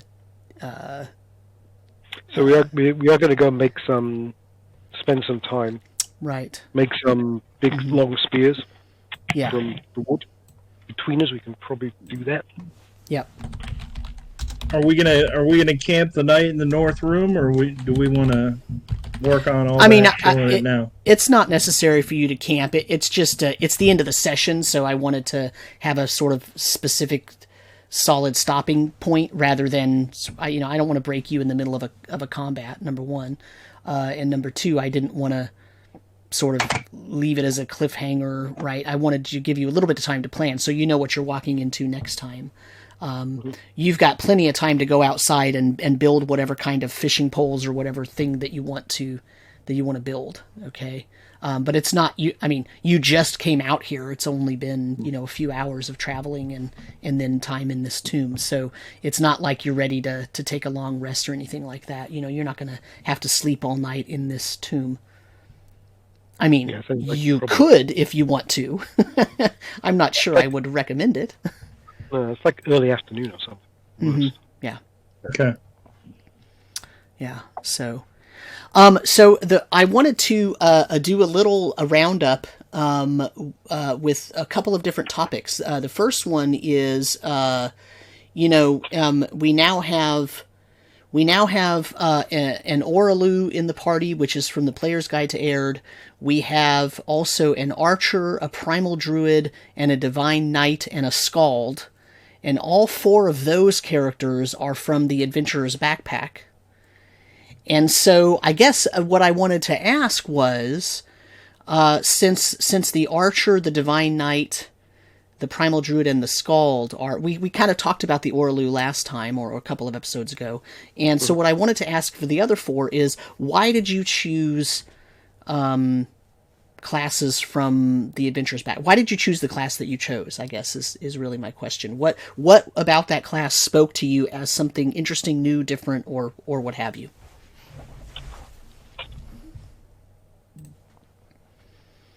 I guess I'll go first. So I was thinking about doing a Skald too. So I looked at all the classes, in the regular player's handbook, and I was like, well, I've kind of already played all these. I know the ins and outs. I want to explore something new. I didn't know anything about, the Divine Knight or the Forsworn or the Ethereal Knight, any of the ones in the Adventurer's Backpack. So I was looking through them, and I was thinking about a Scald here. But I knew Reckman wanted a Scald, so I was like, all right, we'll pass on that. And I was like, I like spellcasters, I like druids, I like coming up with inventive ways to use spells that people haven't thought of before. So I was like, all right, I'm gonna think about the Primal Druid. It was either that or like the Arcane Thief. But I like little gnome characters too. I like trying to do a little funny voice. So it just kind of all fleshed out. So the Primal Druid, his attachment to nature, coming with a gnome class, just kind of made sense. Okay. In my mind, at least. Mm-hmm. I went with the Divine Knight for just a little bit of flexibility with casting of spells. Just being the only, how do I say, healer or spellcaster in the prior one where, being the cleric, this is a cleric with a lot more flexibility. For example, I was able to cast the remove paralysis on a whim, which is typically not a spell that you would keep in memory, as a cleric. So, Yeah, I found that kind of interesting to do that. Mm-hmm. Casting a second level spell is a little bit dangerous. If I would have failed my con check, I would have taken 6 points. I would have had taken 4 points of damage because a second level spell would cost 3 mana. If you fail it, that would be 6 points of mana that you would have to burn, and any mana that you don't have goes into your hit points. Oh. So I would have burned myself for a few points there, which is not a good option. Mm-hmm. But like I said, it gave me that flexibility to get that remove paralysis off, to get trip up, who could then do other things, So it's very easy, though, to burn through your mana. Yeah, there's another class in the Adventurer's Backpack that does some healing, right? Isn't there that warrior, the warrior priest? Warrior priest, because that's probably going to be my other character when I go to level. Yeah. Because that's cool. Yeah, they have an ability that I almost want to give to the regular cleric, and that is that once a day they can just heal, and they can heal anybody within a certain distance around them, a certain number of hit points. It's not a huge amount, right? But it's a little bit, and it can bring everybody up, which I think is a really cool ability. I don't know about how I feel about the rest of that class's abilities in terms of how good they are, but yeah. So interesting. And Gil, Alex, why did you choose the archer for Gil? So I kind of went the other way around. I knew I wanted to do another halfling. I just really like halflings, and we'd just come from Halfhill. We'd done that session where we went to Halfhill. And so I was kind of thinking I wanted to be someone from Halfhill, and we talked about the captain of the guard and how she really wanted to have things done, and the mayor not so much. And so I'm thinking, okay, what kind of class would fit as being someone serving under that captain of the guard? And so I was thinking either a fighter, but then I saw the archers get mounted archery at level 1, and the idea of a bunch of halflings on like the riding boat with bows as like the patrol, which is awesome. So I was like, okay, now we're gonna do that. Nice. Yeah, interesting. So that ends up making it so that Castles and Crusades actually has quite a few sort of extra classes beyond the sort of standard classes of the player's handbook. And so my question is, do you feel like they offer enough of a different feel for the class that it's kind of worth it to play those classes? Oh, definitely. Samuel, would Sure, answer is yes. Steve is in the chat watching us right now. Too. Oh, is he? Hi, Steve. Yeah, I Just got jumped to into play Twitch. the Primal Druid in a game here a while back, and I really enjoyed it. I prefer it to the regular Druid. I think it's a stronger class, and I think it's a different flavor because the way it's built. You know, you can't use you got to use light weapons, and you're not supposed to be overly armored. No helmet. So, but you still should be up front attacking. So it's kind of an interesting twist to the Druid, and I found it a lot of fun. Okay. I'm hoping Matt finds it fun too, despite the magic stones ruling. Well, I mean, now that Steve's listening, Steve, I tried to misuse another spell of yours, but not on purpose. I was going to make an arsenal of magic stones until Samuel corrected me that it only lasts for a minute. Well, but to be fair, the player's handbook doesn't. Well, That's right. The spell description doesn't state that. And one of the things about the it adventurers, doesn't have anything for duration. Yeah, one of the good things about the adventurer's handbook or backpack is it's got a ton of new spells in it, and particularly for the druid, a lot of really great spells that they don't really have in the player's handbook. They're kind of vanilla in that, and if you're only using those spells, but if you add adventurer's backpack, either druid goes up a level or up a notch in ability. Yeah, I think the Adventurer's Backpack did open up a lot of stuff. It's kind of nice. To be fair, I love the original stuff, so this departure from the standard classes kind of smacks a little bit more of 5e, but there are fun twists on them. That's what I like about it. Yeah, definitely. And Matt, if you wanted to be a Skald, you could have been a Skald. I wasn't settled on it, or we could have had two of them. We could have two of them. No, I mean, yeah, I was looking at a bunch of them, and there were a few that I liked, and Skald was one of them. And so I was kind of teetering. I was like, well, I could do this, I could do that. But I was happy with either of them. But then when you showed interest, I was like, oh, that's cool. I'll go with this one and then maybe do another one next time. Well, because today I learned I want to have a Dwarven Illusionist. Yeah, sorry. That just seems so bad. It's like, no, you can't have a dwarf illusionist. No, sorry. Should not be allowed. No, like the Skald is like a barbarian, a bard barbarian, but it doesn't have a lot of bardic abilities. It does a lot of inspiration. I kind of like it. And the Celtic influence is what interests me in it. Not the game mechanics or anything else. Yeah, so I get Chris why you would say it kind of smacks like 5e, but the thing is that in 5e, not to bash another system because I like 5e, but when you have an alternate class or an alternate subclass there, often they are either just as powerful or even more powerful, and I feel like the majority of the new classes in the Adventurer's Backpack are not that way. I think they're a little bit more niche, which makes them slightly less powerful because I think their abilities are pretty specialized and they work well in certain situations, but then it kind of reverts back to a standard non-powerful baseline if they're not in that specific situation, right? And so in that way, they're not. It's not like it's pushing the boundaries of splatting out and creating a situation where of course everybody wants to be a class from the Adventurer's Backpack because they're so much more powerful. That doesn't really happen. No, and I agree.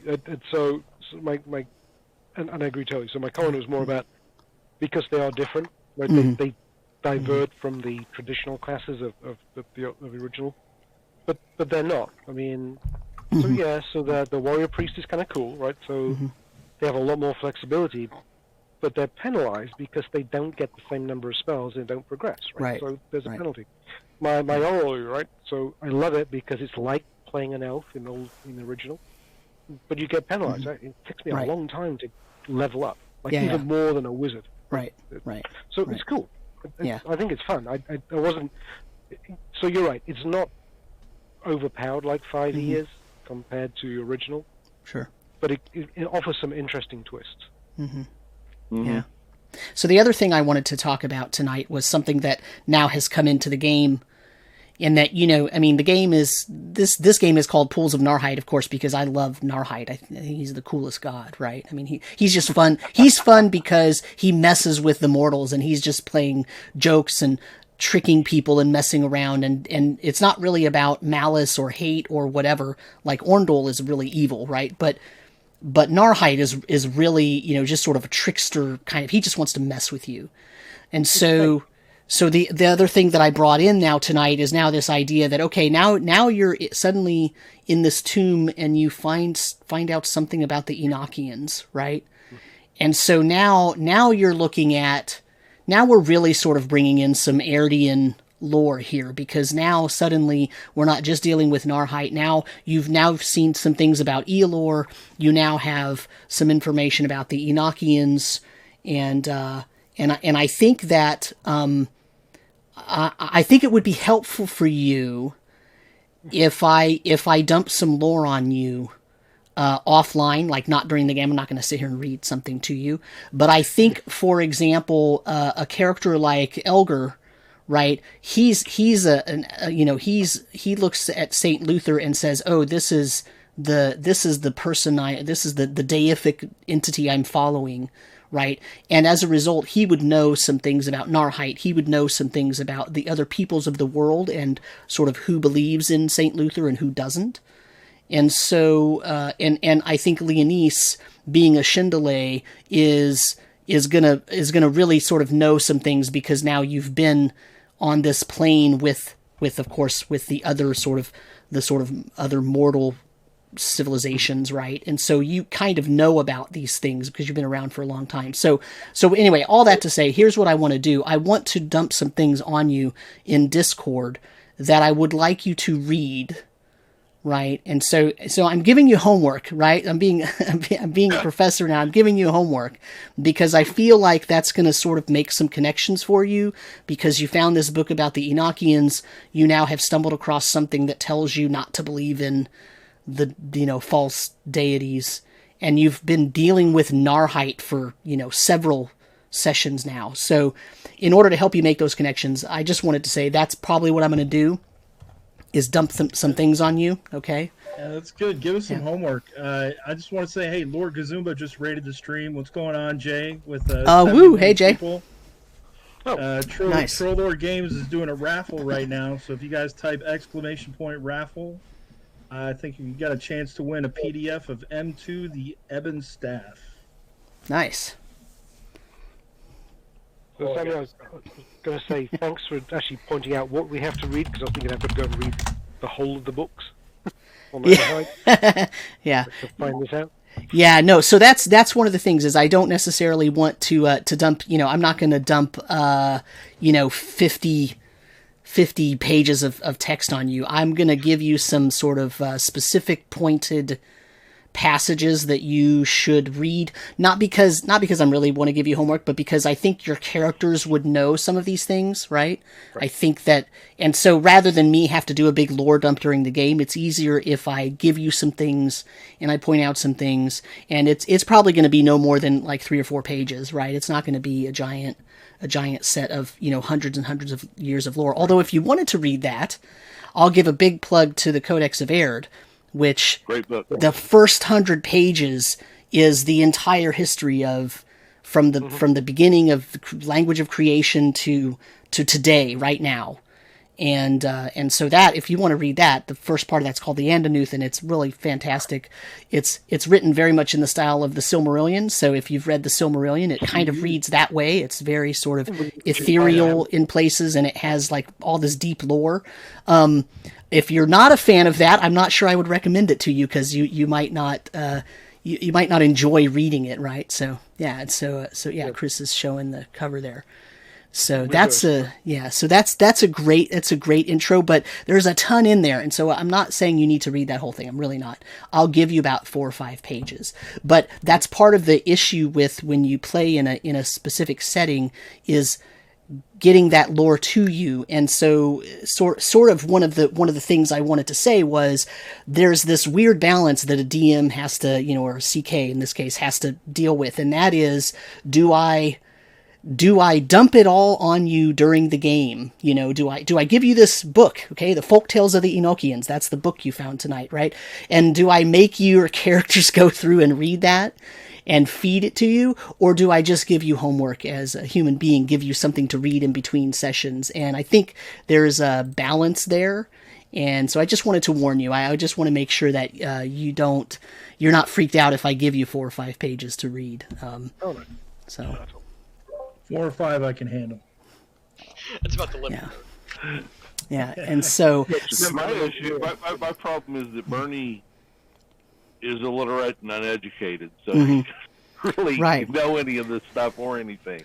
Well, so here's the thing, though. But illiterate doesn't really mean uneducated, right? Illiterate means you're from a society he that is illiterate and uneducated. Sure. But he's probably from a tribe or clan that has an oral history, right? And so he's probably had oral histories passed down over now. Right, that is of course, you know, when you're talking about oral history, you're talking about things that can change over time and some things that don't change because they're you know, it's traditional, right? But so he would know some of this, right? Like without a doubt, Bernie knows who Narrheit is, right? And without a doubt, Bernie would know that there is a group of humans, other people, a group of others, because Bernie's not one, that do not believe in the gods. And so you might not use the same names, you might refer to them as different groups of people, but you would still know some of this stuff just from the oral histories passed down. So I'm still going to have you do the homework and read it. Nice try, though. I think I probably already read it. But. Probably. Yeah, so... all right, so I think, man, wow, Jay, thanks for raiding us and bringing all these people in. They missed all the action. I paralyzed almost every single PC. That was close. I was at 1 hit point. Yeah, that was... I was working with you. Yeah. Yeah, so that could have gone really bad. But remember, those 25 baby spiders are still up there. I know. That's why we need not for long. Leonise is about to torch all those spiders. We're going to build a big bonfire underneath. Oh, I should put a note with them, so I'll forget it. We're going to put a big bonfire underneath them and just burn them and step back. Yeah. So Chuck has... we can't just heat up that water and boil that crab. If you've got a way to heat it up, you probably could try it. Having a crab boil, yeah. So Chuck has jumped on the stream with us. Yeah, right. Build a fire. Well, so listen. That's a great idea. Let's say we build a huge bonfire to kill the baby spiders. We put a bunch of big stones in it to get the stones really hot. Drop the stones into the water and make it boil. That's true. Mm-hmm. It would it's a matter of time. Yeah. Yep. I mean, it'll definitely make it hot enough that it comes out. Hope it doesn't crush and break all those gems. But that's... Yeah, I mean, yeah, sure. You're talking about crushing those gems too. Yeah, that's a good point. I mean, if we let's say we get like 4 or 5 of us and we get like a big huge boulder and bring it downstairs, we could drop that down the hole as soon as it comes out. Mm-hmm. Mm-hmm. How do we transfer fire to hole though? That's what I'm worried about. All right, wait, so we're done with the planning stage. You'll have to talk about it next time because Chuck has jumped on the stream with us, and I think wants to say something. Chuck, hey guys. Oh, there we go. I had it muted. So good stream tonight. Thank you everybody. Jay, thank you for raiding us. It was awesome. Wish you could have raided a little bit sooner, but timing was perfect. They were doing wrap up. They do this every week. They go over the game, talk about what happened, mechanics. So it's a really good ending for it. Hey, Grendel. But so thanks everybody for showing up. You showed up just in time. I'm getting ready to give away a code here. It's good till the 1st of April.